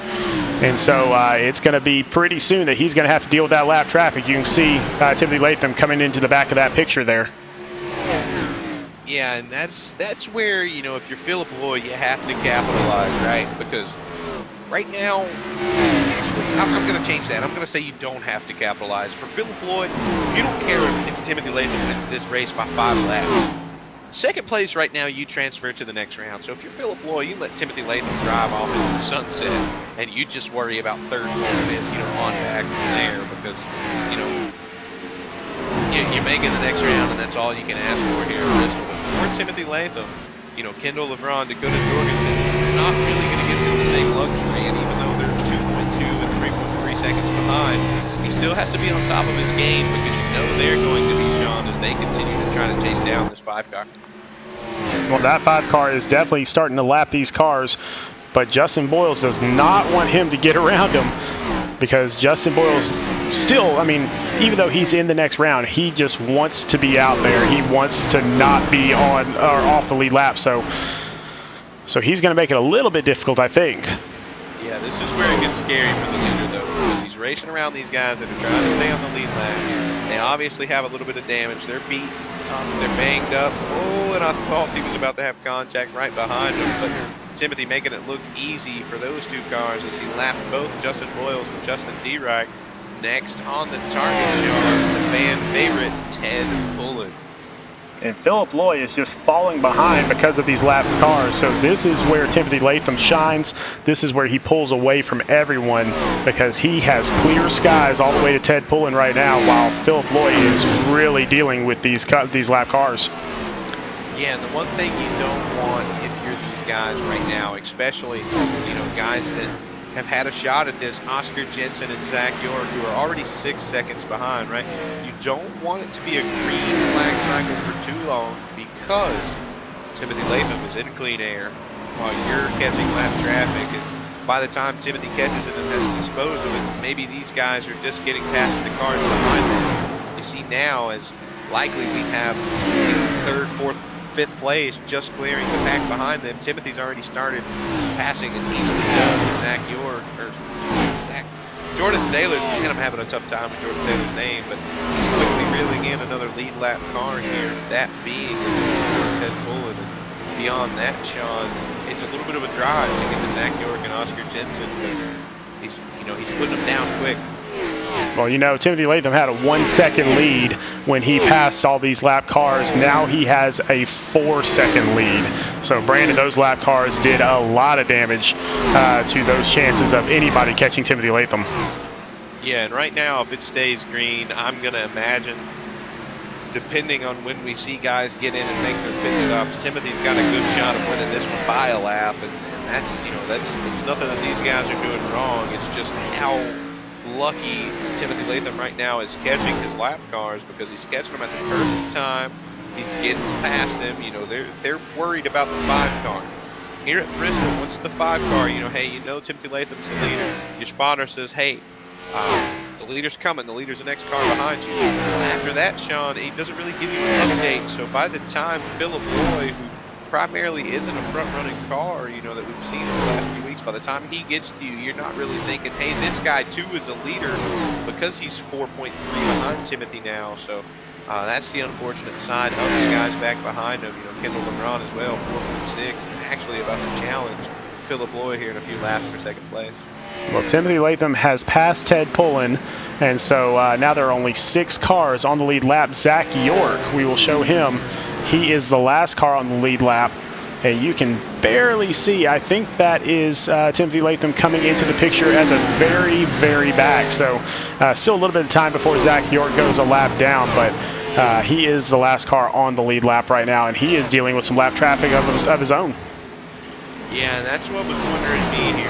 These guys are kind of beating and banging off of each other back here. And, you know, Timothy was able to get past one of those cars, that being the 77 Barracuda, setting his sights now on what seems to be PJ Engelkins and Benjamin D. So a little bit of comfort right now for Zach York and Oscar Jensen. However, every time I pull up the standings and the score, you know, the live scoring, Timothy has put 1 to 2 seconds on those guys. So something, whatever this 5 car did under that caution, his last pit stop, maybe these guys need to do the same thing. He's off in the sunset right now. It's really about 5 seconds behind. Well, these 3 guys, Dakota Jorgensen, Oscar Jensen, Zach York, I mean, all bunched up together, and while they're racing, Timothy Latham has them in his sights. It's about a straightaway ahead of them right now, so still a little bit of time to get to him, but if he gets up to those 3 and passes all of them, then, I mean, this is almost a lock for him. Yeah, and I mean, honestly, if he, let's say he gets to a spot, right, he gets them all a lap down, you know, it's just him on the lead lap. He obviously has the luxury of pitting. So then at the moment, Philip Loy would then get lucky dog. Philip Loy would be able to pit with Timothy Latham. Oh, there's a caution out in front of our leader right now. It's going to be Greg Edney going around.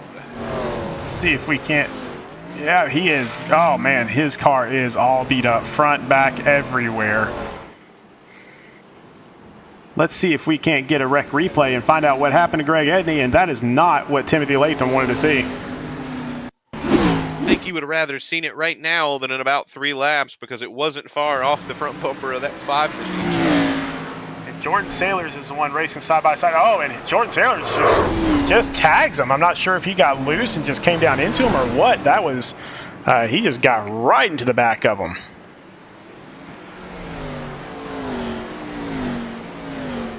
Let's take a look at that from another angle here.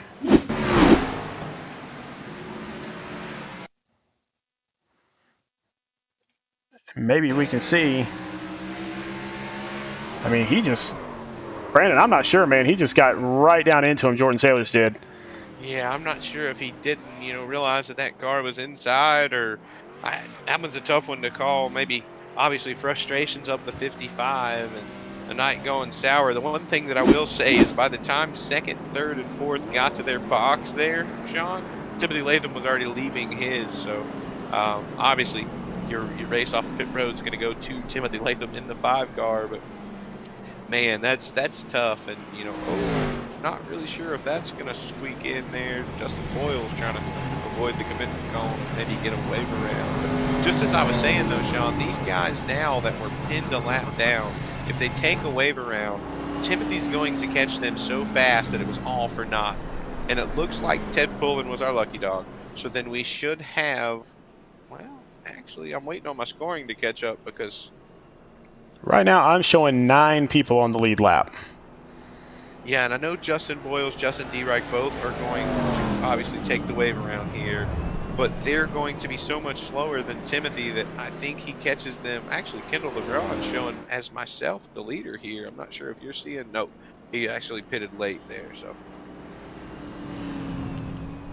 So all of the leading cars, so the top 7 all pitted here on lap 202, 203 area. Justin Boyles, Justin D-Reich, their last pitted back on lap 153. So while they are going to stay on the lead lap, they are going to have some horrible tires on them, and they're going to need a quick caution. Oh, Justin Boyles runs right into the wall. Did you see that? yeah, as I was listening, actually, that's what I was listening to, was them kind of going back and forth, them being Justin D-Reich and Justin Boyles, and Justin was kind of, you know, giving him a hard way to go and actually tagged that outside wall. So not really sure what that's going to do for his wave around here. Looks like they're both going to come around. So we're going to have Timothy Latham staying up in the lead, Dakota Jorgensen on his outside, and Zach York in 3rd position, Oscar Jensen in 4th. In 5th place on this restart going to be Philip Loy, 6th place Kendall LeBron, 7th Ted Pullen, and 8th Justin Boyles. Obviously Justin D-Reich as well as the final cars on the lead lap. All right, so we have 94 laps to go, 93 when we get to the line. Let's see what happens out here, Brandon. Yeah, and I think just what we saw is about to happen yet again. Timothy Latham waiting, gone on these guys, trying to run off and leave them again. So we'll see if the guys behind him have figured out what they did wrong in comparison to this 5 car. But just watching him on the far chase cam, Timothy Latham, seeing him run these laps, he's not getting loose off the corners. That car is very well under the driver of the 5 machine. Gets it up against the wall, he can, and just powers off, Sean. Really not making a mistake as of right now. No, and that's really what Bristol's all about, is if you can stay clean here at the Bullring. It is so hard to do, but if you can do that, you're almost guaranteed a top 5. Yeah, that's got to be the frustrating part of this race right now, is for the 24, the 51, the 49, all following this 5 car. They're running pretty good laps. The 01, the 28, all of those guys back there are running good laps, but not as good as the 5 car. And actually, Jorgensen actually going to close a little bit of gap there. So that's been kind of the story. Is we have a short run, all of these guys are about the same. But you saw there on our first real long run that Timothy was just checking out on these guys. That's exactly what he's doing once again. So back here, the battle for 4th, 5th, 6th. So looks like we've got Philip Loy taking that 5th spot away from Kendall LeBron. Yeah, and I heard Philip say he felt like Kendall was faster as they ran, but that does nothing for you here early. So Oscar Jensen putting it on a little bit of pressure on Dakota Jorgensen, and he's going to make the pass on the low side. I think that's the one shot anyone has at beating Timothy Latham, is what we saw right now, is the 51. Zach York got some rear end damage to that machine, and Dakota Jorgensen really kind of fallen off since that early run. Oscar has been close all race long to that 5 car. Timothy Latham up on the high side. He is going to pass the number 1 of Justin D-Reich, put him a lap down. He has Justin Boyles in his sights right now. Going to go to the low side, and he will put him a lap down. So now only 7 drivers on the lead lap. Yeah, I will say this time through traffic so far, Oscar Jensen has matched that 5 car, and now he's been able to get through. Now he's going to have he's going to catch the 93 in a bad spot. So that the 93 going to move out of the way for Oscar Jensen. Still yet slowly falling behind that 5 car, Sean, but not really nearly as bad as we saw last time. And let's see if anybody's out in front of Timothy Latham right now. It does not look like it. I think he's got some blue skies here for a little while, but so does Oscar Jensen. So Timothy Latham can't get too comfortable right now. Yeah, and that by, it looked like Oscar was a little bit faster. Gauge it again here and see the distance between the 5 and the 51. Jorgensen really in the shadows. Oh, never mind. We're going to Yellow find a caution flag. here. Ted Pullen, fan favorite, turned around there, and that is the number 30 of Greg Edney as well. So a couple guys there that got involved, and we will go back and check with another rec replay, find out what happened.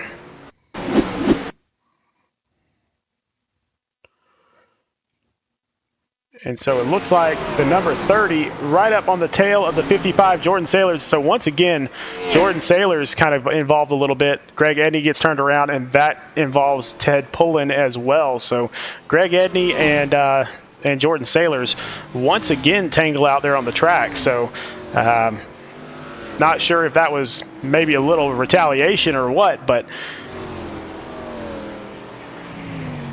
I was going to say, Sean, that definitely looked like a little bit of tempers flare and retaliation style here for the number 30 finally getting back at the issue caused by the 55 a little bit earlier in the race. But uh-oh, Sean, big play going on here.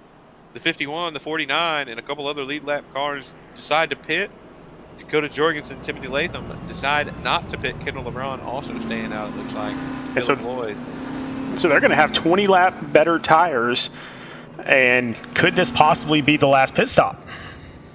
It will be the last pit stop for the guys that just pitted. I would imagine likely we'll be able to go to the end.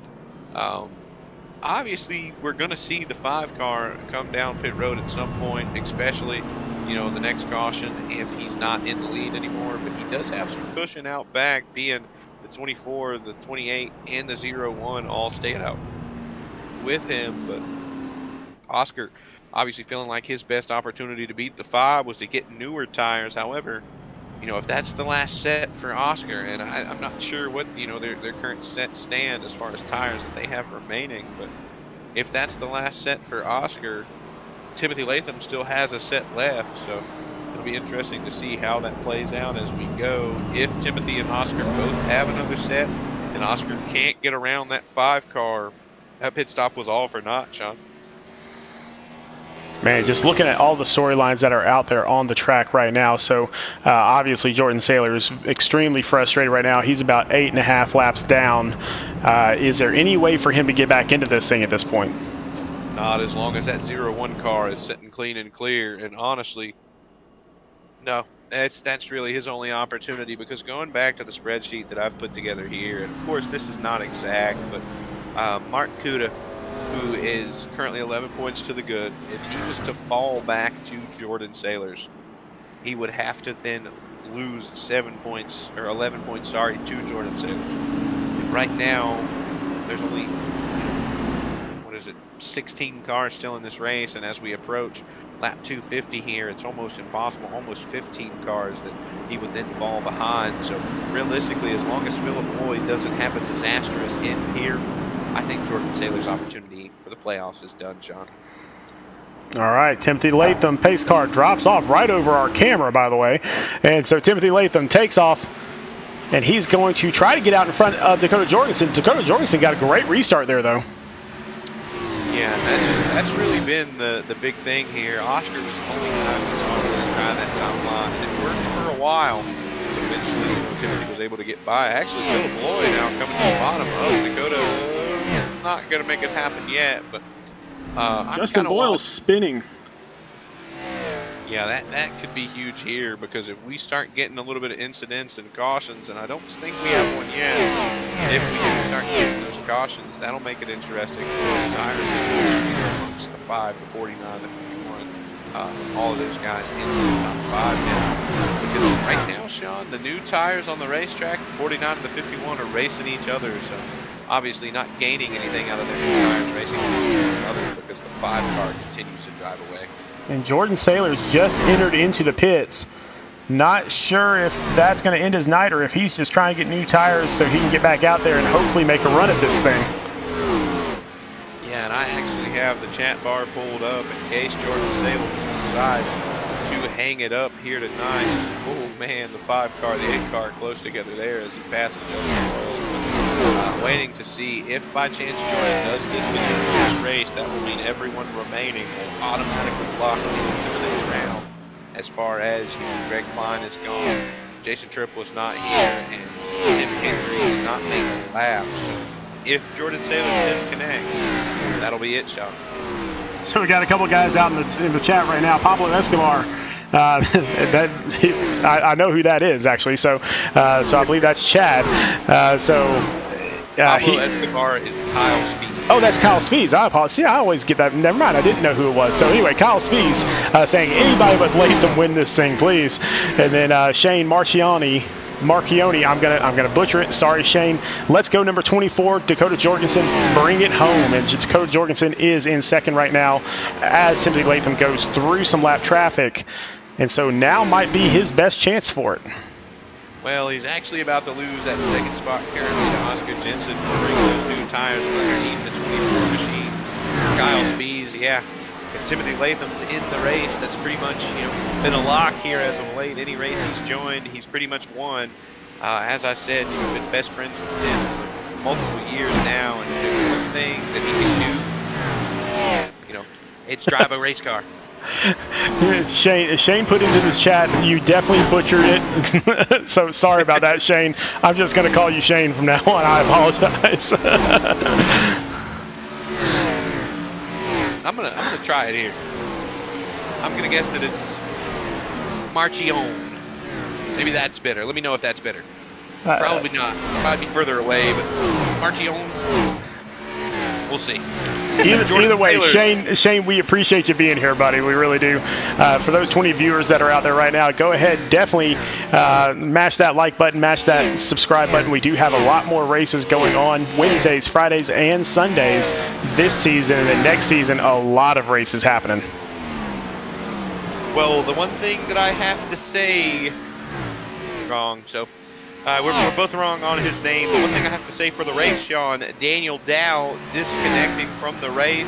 And the biggest storyline of the night, Jordan Saylors has disconnected, Sean. So that's it. The guys that move on are the guys remaining in this race.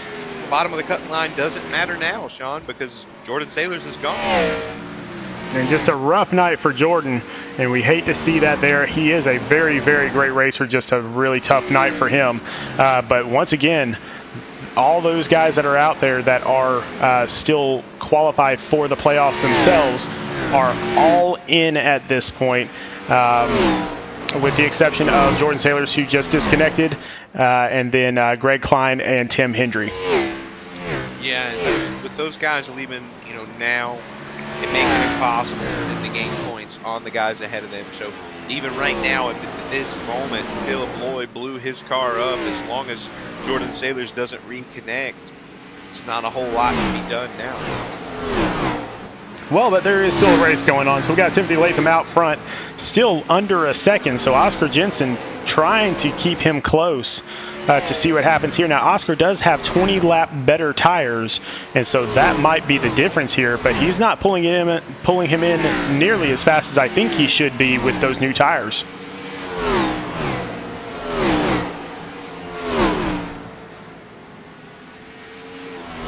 So we got Dakota Jorgensen back there in third. Zach York putting on a little bit of pressure there.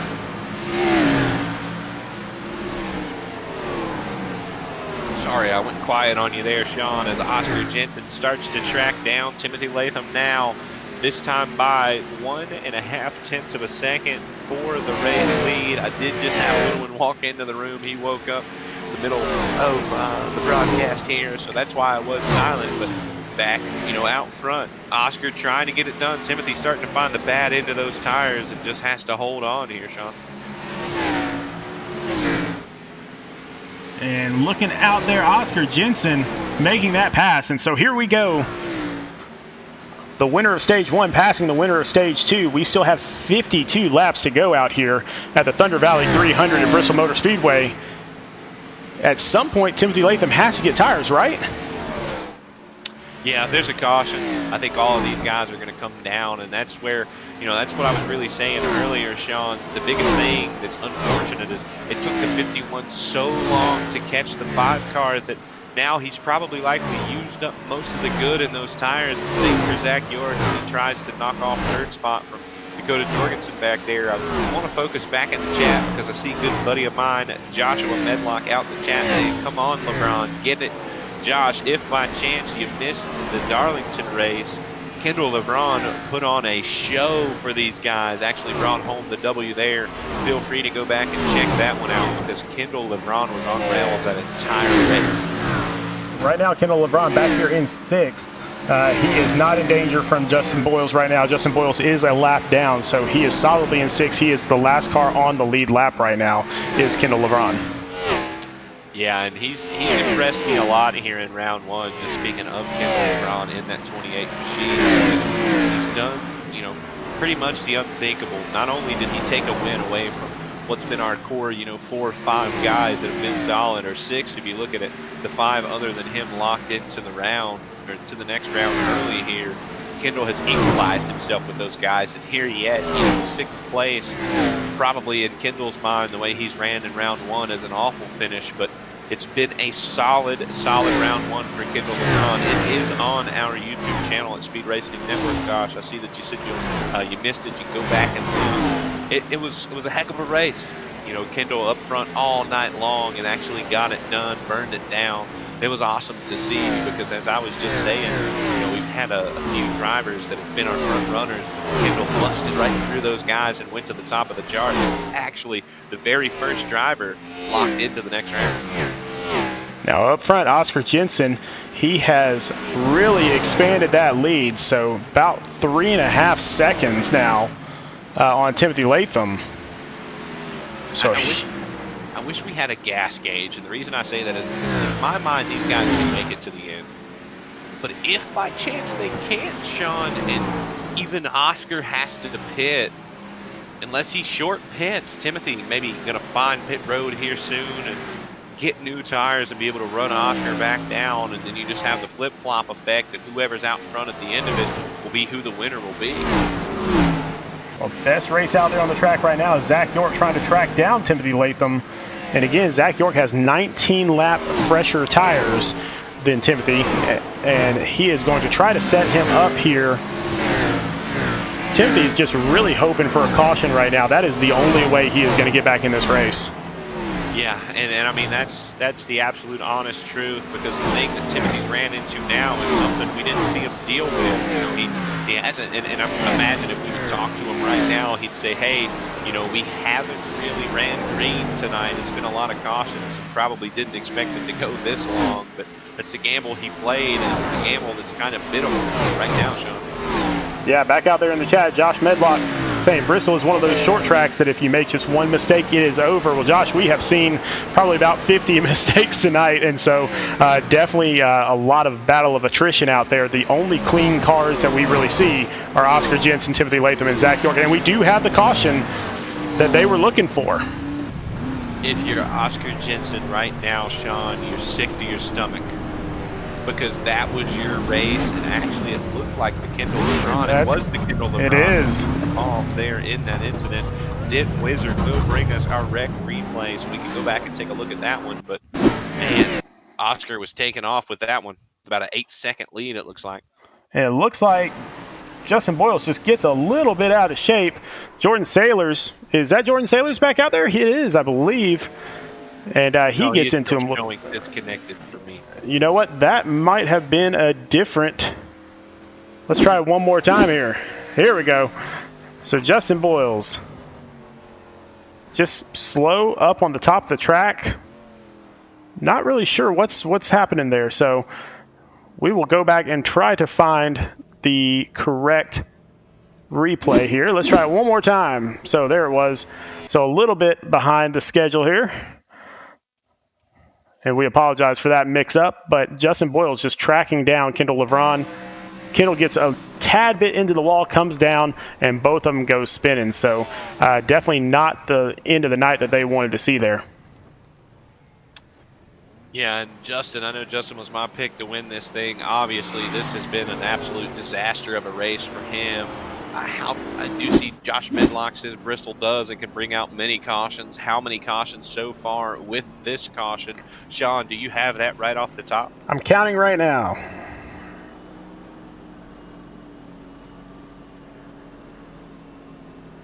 I'm not really I sure. I believe it's 13. And Of course, 2 of those are going to be the stage cautions. Right. So 11 actual cautions, Josh. So definitely a rough race for everybody. If you missed the beginning of the race, definitely go back and watch it. There is some interesting action literally from the jump. So definitely don't miss out on that. There is. Like we said before, this is just a battle of attrition at this point. Now, I will tell you that it looks like Timothy Latham did get into the pits, but so did everybody else. So now everyone is on fresh tires that is on the lead lap. So this is just going to be a race to see who the best driver is. Yeah, and I think right now the bad news for Oscar Jensen is Timothy Latham has been faster than him on even tires. Josh Medlock said, I mentioned Kendall, and well, gets involved. That's sad. The curse strikes again, if you know what I mean. I had a broadcast, so yes, I missed the first part. So glad you're with us now, buddy, tuning in to the end of this one. It's going to be a battle of among about 4 to 5 cars here. But yeah, we have had that incident happen a few times here for us as well over the last couple of weeks. We mentioned a name, and next thing you know, they're caught up in an incident. I think our incidents here tonight started on lap 2 or 3, if I'm not mistaken.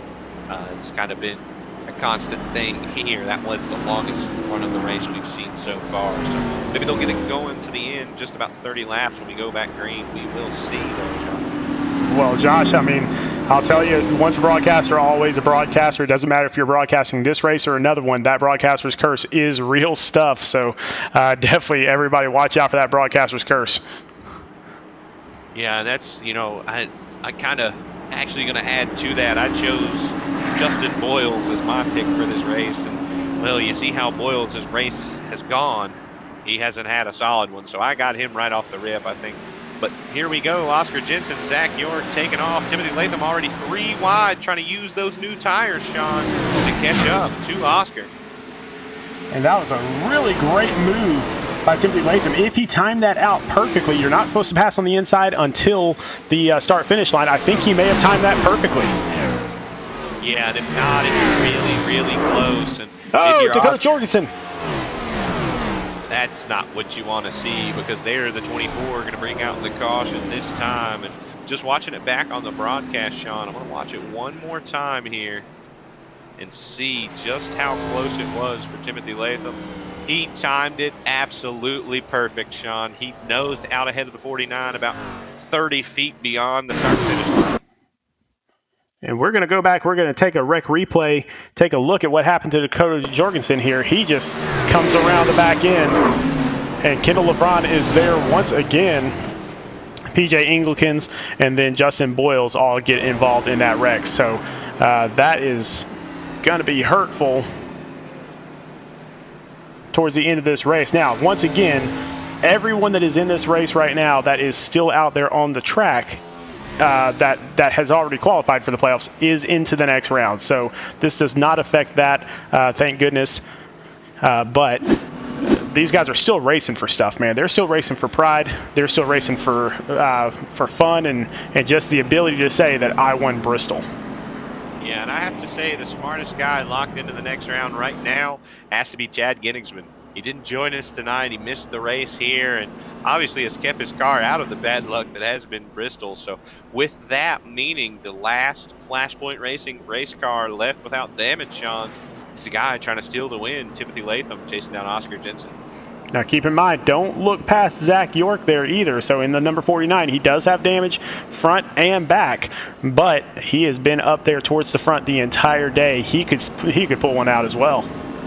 Yeah, and especially if the 5 and the 51 get together late in this thing, the guy up there, I have to say, if they make contact and kind of get together, the guy I'm pulling for is that 0-1 car back there, Philip Lloyd, who's put together a solid Bristol race. Well, if you just take a look at the difference here, and maybe it's the color of the car, but look how clean that Latham car is, and then look right to his left, and there is Zach York. It's got a little bit of dirt on it. If you look at the back end, I mean, it is missing. So just a tale of two different races there. Now, both of them up here battling for that win, but man, Zach has had a rough go of it. Yeah, and that's kind of been his playoffs. You know, he hasn't really had a whole lot go his way in round one, and it's continued here to Bristol, but he's salvaged a 3rd place right now. So we've got another lap under caution here. But yeah, if you look back, I don't think there's another single, completely clean car in the bunch except for Timothy Latham right now. Yeah, and that's going to play big as we continue on here. Oscar's been relatively clean, but we saw him smack the wall a few times and cause a little damage. So we'll see how that plays into, actually, he's going to blink out here and be gone for the moment, but he's back. So, yeah, you can definitely see some damage on that car. But, hey, man, it's working. It's Bristol. You don't have to go 200 miles an hour here, and so that is very helpful when it comes to this damage. I can see a little bit of damage on Latham there on the left side. So not completely clean, but still great race for all these guys. Really glad to see all of them get into the playoffs. Cannot wait until next week at Las Vegas. Yeah, because it's a complete reset when we get to Las Vegas next week. You never know what's going to change from this week to next week. And the guys we've seen with solid races could have a bad one. But here we go. The pace car back on pit road. Oscar Jensen waiting, gone. Trying to get away from that 5 car. Who doesn't let him get too far out, Sean. Timothy Latham, yeah, he's not going to let him go very far at all. Oh, Zach York gets a little sideways, and that puts Philip Loy down into the inside wall, and Justin Boyles once again, head-on collision for Justin Boyles. That's probably going to end Justin Boyles' night. That was a hard hit. Yeah, and that's the bad side that we saw there. Philip Loy, after a pretty, masterful race here, but just listening to Justin Boyles kind of showing his race. He was going to park the car on the track and let everyone else that had him hit him, go ahead and hit him now. He just found it all kind of incident. Going back to Days of Thunder, I want you to hit the pace car, Justin. Hit the pace car.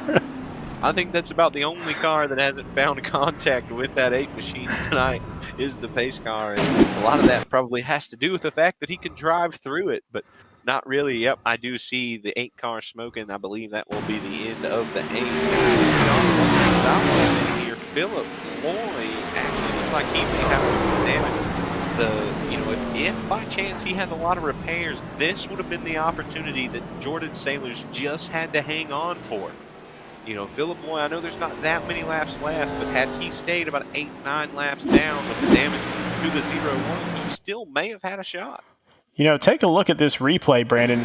You got Zach York. He comes down off the wall a little bit. I don't think he touched the wall, and he didn't even touch Philip Loy. But, Philip Loy trying to avoid that wreck and just puts it down into the wall and then comes back up. And once again, that will likely end the race for Justin Boyles and maybe even for Philip Loy. Yeah, no, you're exactly correct. And what I'm seeing there, I wish for the moment we had Josh Medlock here with us because his favorite netcode looked like it was involved in that incident there as the 0-1 doesn't technically make contact with the 49, but it seemed a lot like some netcode to me that got him sideways. Out there in the chat, so Shane says eating ice cream, so going back to the Days of Thunder reference as well. So always having fun out here in the chat. We appreciate everybody being here. Definitely out front, Oscar Jensen. Now keep in mind, Oscar Jensen started this race in dead last. He started this race in 17th position, only 17 cars on the track, and now he is up in first place. So welcome to Bristol, everybody.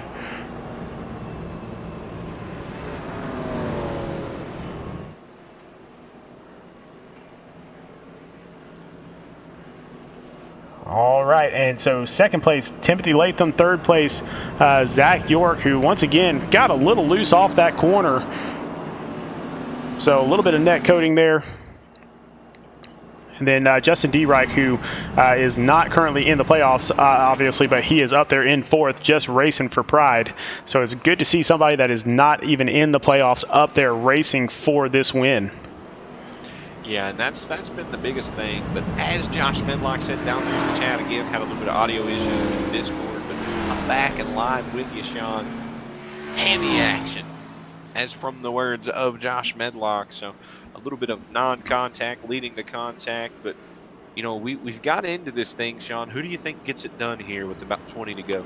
I got to tell you, I picked him at the very, very beginning, and I know there's a broadcaster's curse out there, but I am sticking with my pick, Zach York. Well, obviously, Boyles Daniels has had a rough go of it, and I mentioned I thought Timothy Latham would have a good one. He's second right now as the pace car dives off. He's going to follow the 51, but I think the 5 car gets it done. Oscar Jensen didn't get the distance on the 5 car that maybe he would have liked. It's Timothy Latham hot on the tail of the 51. You see here, if we can manage to just stay green a little while, I think the tire equalization between the 5 and the 51 is really going to happen. Yeah, I mean, now it's kind of gotten down to who's the best driver on the track, who has the best setup, and who can turn that car around. I will say we saw it earlier. Timothy struggled a little bit on the bottom, but if he can time it right, maybe a block coming down.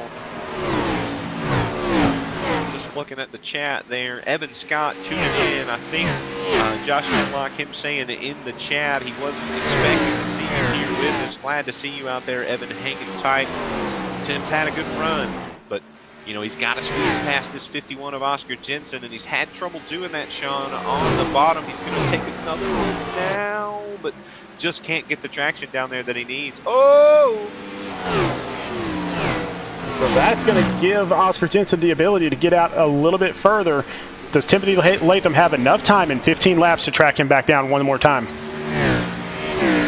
Yeah, and honestly, that's not what you want to see if you're the 5 car, but it's exactly what you want to see if you're the 51 machine. Again, Josh Medlock back to the whole Evan Scott situation. Evan Scott, like myself, has been following the IVCS since Daytona of this season, so big fan of yours as well. You know, like I said, likely surprised that you were in the chat. I actually know Evan in real life. He'll be accompanying Tim Latham to this race here at Bristol this weekend. Series. Timothy still seems to be the faster of the cars, Sean, amongst him and Oscar as he starts to track him down yet again. Not sure if he'll have enough time. If he gets there, does he use the chrome horn, or does he, you know, take a second place here? And once again, I mean, yes, it matters a little bit, but overall, I mean, all these guys are definitely in. I'm not sure if that means we're going to see clean racing or if we're going to see dirty racing. We'll see. I mean, when everybody's already into the next round, I don't know. All bets are off right now. I would defer this one out to the chat to Evan Scott to ask him, but I think, you know, I may be able to answer it as well. If Timothy gets there and he has the opportunity, I'd almost guarantee you he's going to use the bumper on that 51, because if there's one thing in this world Timothy hates, it is losing. So we will see that Voodoo Rays machine continuing to reel in the 51, and we'll see, because in about 2 laps, Sean, I think it's going to be a matter of bumper or ride for the 5 car. And man, he caught up awfully quickly, and here we go. So right there on his tail. Let's see if Timothy Latham can get it done here with 8 laps to go here at the Thunder Valley 300. Oscar took a little bit of a lower line that time through the corner, and I thought that would pay big for the 5 car, but it did not. Actually, Tim driving it in deep that time. It's going to this time by, maybe stay about 0.2 of a second. Hasn't really changed. I think they're just about even at this point, Sean, where Timothy got a little closer, about 0.7 of a second closer this time than last time. But man, he's running out of time. He has to get to a point where it's so close. I think that answers our question. If the 5 car gets there, he's absolutely going to use the bumper, Sean. We're going to have to see what happens there. I was wondering if we were going to have any issues with Benjamin D on the top side there, but Benjamin D, a very classy driver, gets out of the way, lets them handle it on their own. Yeah, and kind of a little bit of a gap now back, about 0.3 of a second that time by for Timothy. But man, I can see, and everyone can see, that he's faster than the 51, but it seems he's a little looser than he's been all night. And as he continues to march in on Timothy, I don't know that anything can be done here with 5 to go this time by, or actually 4 to go this time by. Nope, I'm a little still yet off on that. And we're coming up to 2 to go. 2 to go here this time around. And now we're 2 to go, and Latham gets a little bit loose there on that front stretch. So here we go, 2 laps to go. Can he catch Oscar Jensen for the win? If he does, he has 1 shot at it, and I think he's going to say maybe not. If he can keep the car under him, right now is going to be the shot. White flag that time by, Sean? That's correct. So we are white flag 2 more turns to go. Can Timothy Latham pull it off, or is Oscar Jensen going? Oh, and he turns him. Let's see what happens, and it's going to be Oscar Jensen. Oscar Jensen wins this race even after being turned in corners 3 and 4. Great race for the finish there. Congratulations, Oscar Jensen, on a fantastic win. Yeah, I think, man, I kind of wanted to watch that one there for a moment, because that's been, you know, when I run with Oscar Jensen and Timothy Latham, it seems to always come down to those two. And I think Timothy just caught him a little later in the corner than maybe he would have liked to have caught the rear end of that 51. But, man, I think that's about as good of a finish as you could ask for, you know, when we're talking about Bristol, Sean. Absolutely. And Oscar Jensen going to burn it down here in Tennessee as he works his way into the round of 12 and into yet another win. Not really exactly sure where Oscar's from. I know he's from the Midwest, so maybe seemingly one of the closer tracks to Oscar, but he's going to get it done. Actually, to be in the Midwest, he'll actually be a little further out west, but nonetheless, had what it takes to get it done here alongside Timothy Latham and Zach York, who was kind of out of the picture, but nonetheless still brought that machine home in third. All right, so let's pull it up. These are our final results for this race. Oscar Jensen, the winner. Timothy Latham in second. Zach York in third. And Kendall Levron finishing it off in fourth. And Justin D. Wright going to grab a top 5. Philip Loy still pulling up strong in the 6th position. Dakota Jorgensen in 7th. Ted Pullen brings it home 8th. Benjamin D in 9th, Mark Kuda 10th, Greg Edney 11th, PJ Engelkins in 12th. Richard Springer in the 13th spot, Justin Boyles in 14th, Jordan Sailors, not the night he needed, but will bring it home 15th, Daniel Dow in the 16th spot. And Greg Klein, who wrecked out extremely early, so he'll finish in 17th. Tim Hendry never actually joined the race. So that is your final results there. So let's see if we can get some interviews going. Let's talk to our third place guy, Mr. Zach York, who, again, had a couple rough races. Really glad to see him right back up front. Zach York, Sean and Brandon up here in the booth. Great race, man. Yeah, the number 49 Flying Arrows MCM4 Mustang wasn't too fast today, but overall we had a decent car, qualified mediocre. I think qualified 5th or something. Adjusted the car all day, wasn't really handling too well. Ran near the front near the end, thanks to everyone causing and whatnot. Made a few driver mistakes in the end, kind of in the last run. We were unable to keep it the leaders. Overall, I'll take a 3rd place podium for this round, especially having pretty much died in both of the earlier races in this round. So yeah, not a terrible day, but not a great day. We want to finish here in the number 1 spot, especially since we won here early in the spring, leading almost all the laps. Yeah, and that's kind of going to lead me to my next question for you, Zach. We've saw just about everything go wrong for you that could possibly go wrong here in round 1, but you battled through it. The good news is we'll see you in round 2. You made it through, buddy. What's the game plan to try to turn around what has been bad luck for you moving on to Vegas and beyond? A lot of it, especially the first 2 races, it was more of a technical error than really a driver or race error. Our car was phenomenal the first at Richmond, leading almost over like 150 laps, I think it was. I forget exactly how much. And then at Darlington, leading the first 16 laps. I kind of knew we had a good car there. I felt like we could have contended for the win at both tracks, but just kind of got unlucky with the situation I was in. But overall, the main goal is just to get to the next round, So definitely looking forward to another next week. I don't know where we're at, so but yeah, looking forward to next week. Well, so Zach, we're next week we're at Las Vegas, and then the week after we have Talladega, and the week after that we have the Roval. So 3 completely different types of tracks. Is there a favorite for you in there?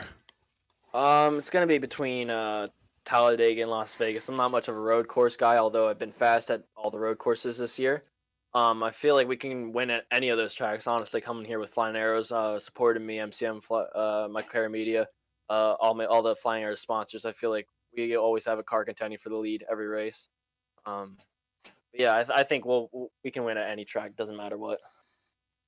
Well, buddy, we will let you get back to celebrating, making it into the round of 12. We will see you next week at Las Vegas. All right, thank you guys. Congratulations, buddy. Thank you. All right, let's see if we can find Timothy Latham. Fantastic race for him. Not quite the finish he wanted, and we mentioned, he was doing everything he could to get that win. So let's see if we can get him into the booth and talk to him a little bit. Timothy, Sean, and Brandon up in the booth. I know we just talked just a few minutes ago, but not really the finish you wanted, although great finish and great race there at the end.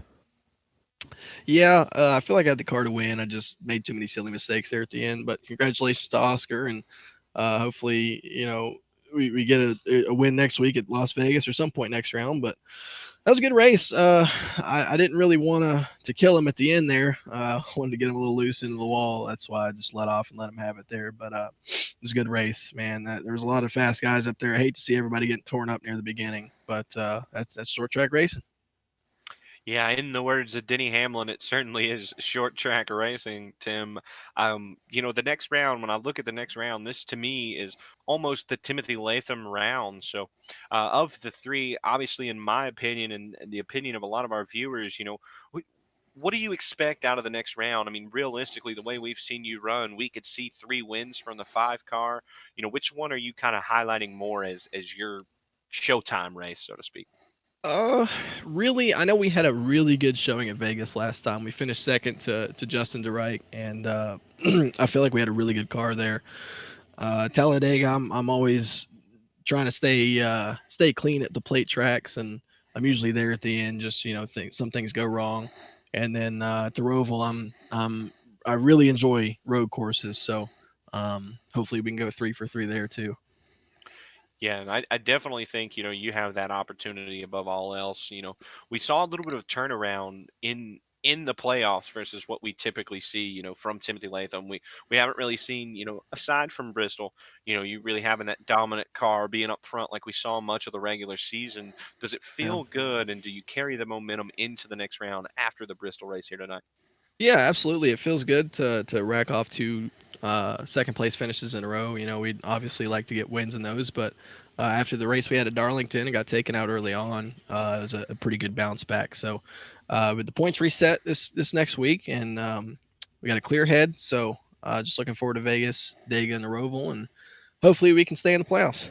Well, man, we look forward to seeing you there. We're going to drop it back down in your chat. Congratulations on another second place finish, but we will see you next week at Las Vegas and see if you can turn it into a first. All righty. Thank you, guys. Thank you, buddy. Congratulations. Appreciate it. All right, let's see if we can get Oscar Jensen. Now, we spoke to him right after the first stage because he won that stage. Let's see what he has to say now. Oscar Jensen, Sean, and Brandon up in the booth. How's it going, man? Going pretty good right now. I bet it is. So, that last lap, take me through it. You had Timothy Latham on your tail. Timothy's been fast all night long. And then you kind of get a little bit sideways. What was going through your head? Well, I knew Timothy was going to use the bumper if he got the chance, and I was kind of expecting it. I think the only thing that saved me was that quarter panel on the right-hand side. So, big appreciated. Very appreciative. I can't word myself to that right rear quarter panel, but yeah, it's wild. Yeah, and I will say, I guess it's been a problem in the broadcast booth, Oscar, because I haven't been able to word anything. But as we continue on here, you obviously one of the odds-on favorites here. How do you feel about the next round, and that being Las Vegas, Talladega, and then Charlotte Roval? How do you feel about your chances, to go beyond the next round and each one of those tracks in the second? Well, that's a good question. Obviously we got Las Vegas, and then the 2 other wild card races, the Talladega and Charlotte Roval. Obviously, we all know what can happen at super speedways. It can either be super good or super bad. It's like a coin flip. In the Roval, we haven't been on point with the road course sets this season, and hopefully we can come up with something for the Roval, because I really like road courses, but can't really do nothing if you don't have a good set. But I think the chances for us are pretty good. Obviously, we're like you said, probably one of the favorites, and I think we'll be able to make it through with it, even without a win if we don't get one. Well, man, hopefully we see a lot more wins from you. And I mean, this race tonight really showed a lot of guts out there, because there was a point in this race where Timothy Latham had just checked out, and then all of a sudden Oscar Jensen just shows up. Yeah, like I told you earlier, I'd like to thank first and foremost, I know we're not there yet, but Derek Garrison, he was crew chiefing me, and we talked about it. We had a little bit of debating going on back and forth, and we said, you know what, we already got that win. Let's just go at it and see if we can maybe catch these guys off cycle and allow these tires to do something. And got them brakes, got them lucky cautions, and got a stage win, and also got the win. So looks like, sometimes you can gamble, sometimes it pays off. Oh, man, that is excellent. And speaking of gambling, we're going to Las Vegas next week, so this is the time to gamble if you're going to do it. Don't do it in the casinos when we go there, obviously. But man, anybody you want to thank before we let you go? Yeah, well, anybody else. Anybody else. Yeah. Well, one thing I will say is I'm not old enough to gamble yet, so that doesn't. Oh my gosh! All right, yeah. I know. It's big sad, but a few years. But I like to thank Premier Private Car Service, Butt Construction, Robert Montgomery, Nexus Esports, Zach Hudson, again, Derek Garrison, and Justin Boyles for allowing us to do this each week, as well as you guys. You guys put on an awesome broadcast. By the way, I am from Minnesota. Ah, there you go. There you go. I knew it was close. And I have to ask now, not to interrupt you, but how old are you, Oscar? I'm about to be 18 in October 2nd. Will be my birthday. So the young gun out here showing these older guys up so far. So that's huge. Well, young, but still got Latham on my back. So, Well, buddy, we can't wait to see what you do the rest of the playoffs. We will drop you back down in your chat there. Congratulations tonight. Getting another win under your belt. Can't wait to see what happens in the next round. Yeah, me as well. Thank you guys again. All right, buddy. Take care. Congratulations. Yep.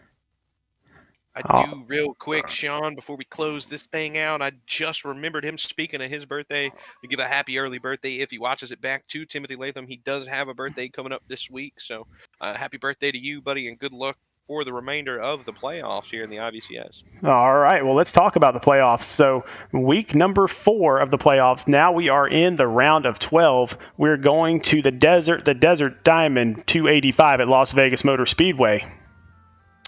Yeah, and that's going to be one of those tracks that, we haven't really – we had Darlington. It's been a few weeks, back – I can't remember the schedule right off the top, but it's been a few weeks since we went to a typical mile and a half, Sean. So, finally returning to that where we've seen certain guys with more success than others. We're getting back into that typical racetrack. And again, as we talked about it, this is the one normal race that guys can find comfort in, because the two after that are wild cards. So big emphasis. I think a lot of guys are going to be going for it at Las Vegas, knowing anything can happen the following 2 weeks, much similar to this round here.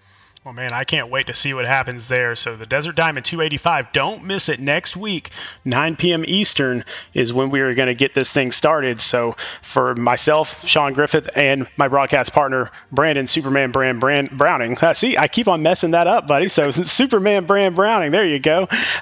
We are here with Speed Racing Network, and we appreciate everybody watching. We will see you all next week for the Desert Diamond 285. Good night, everybody.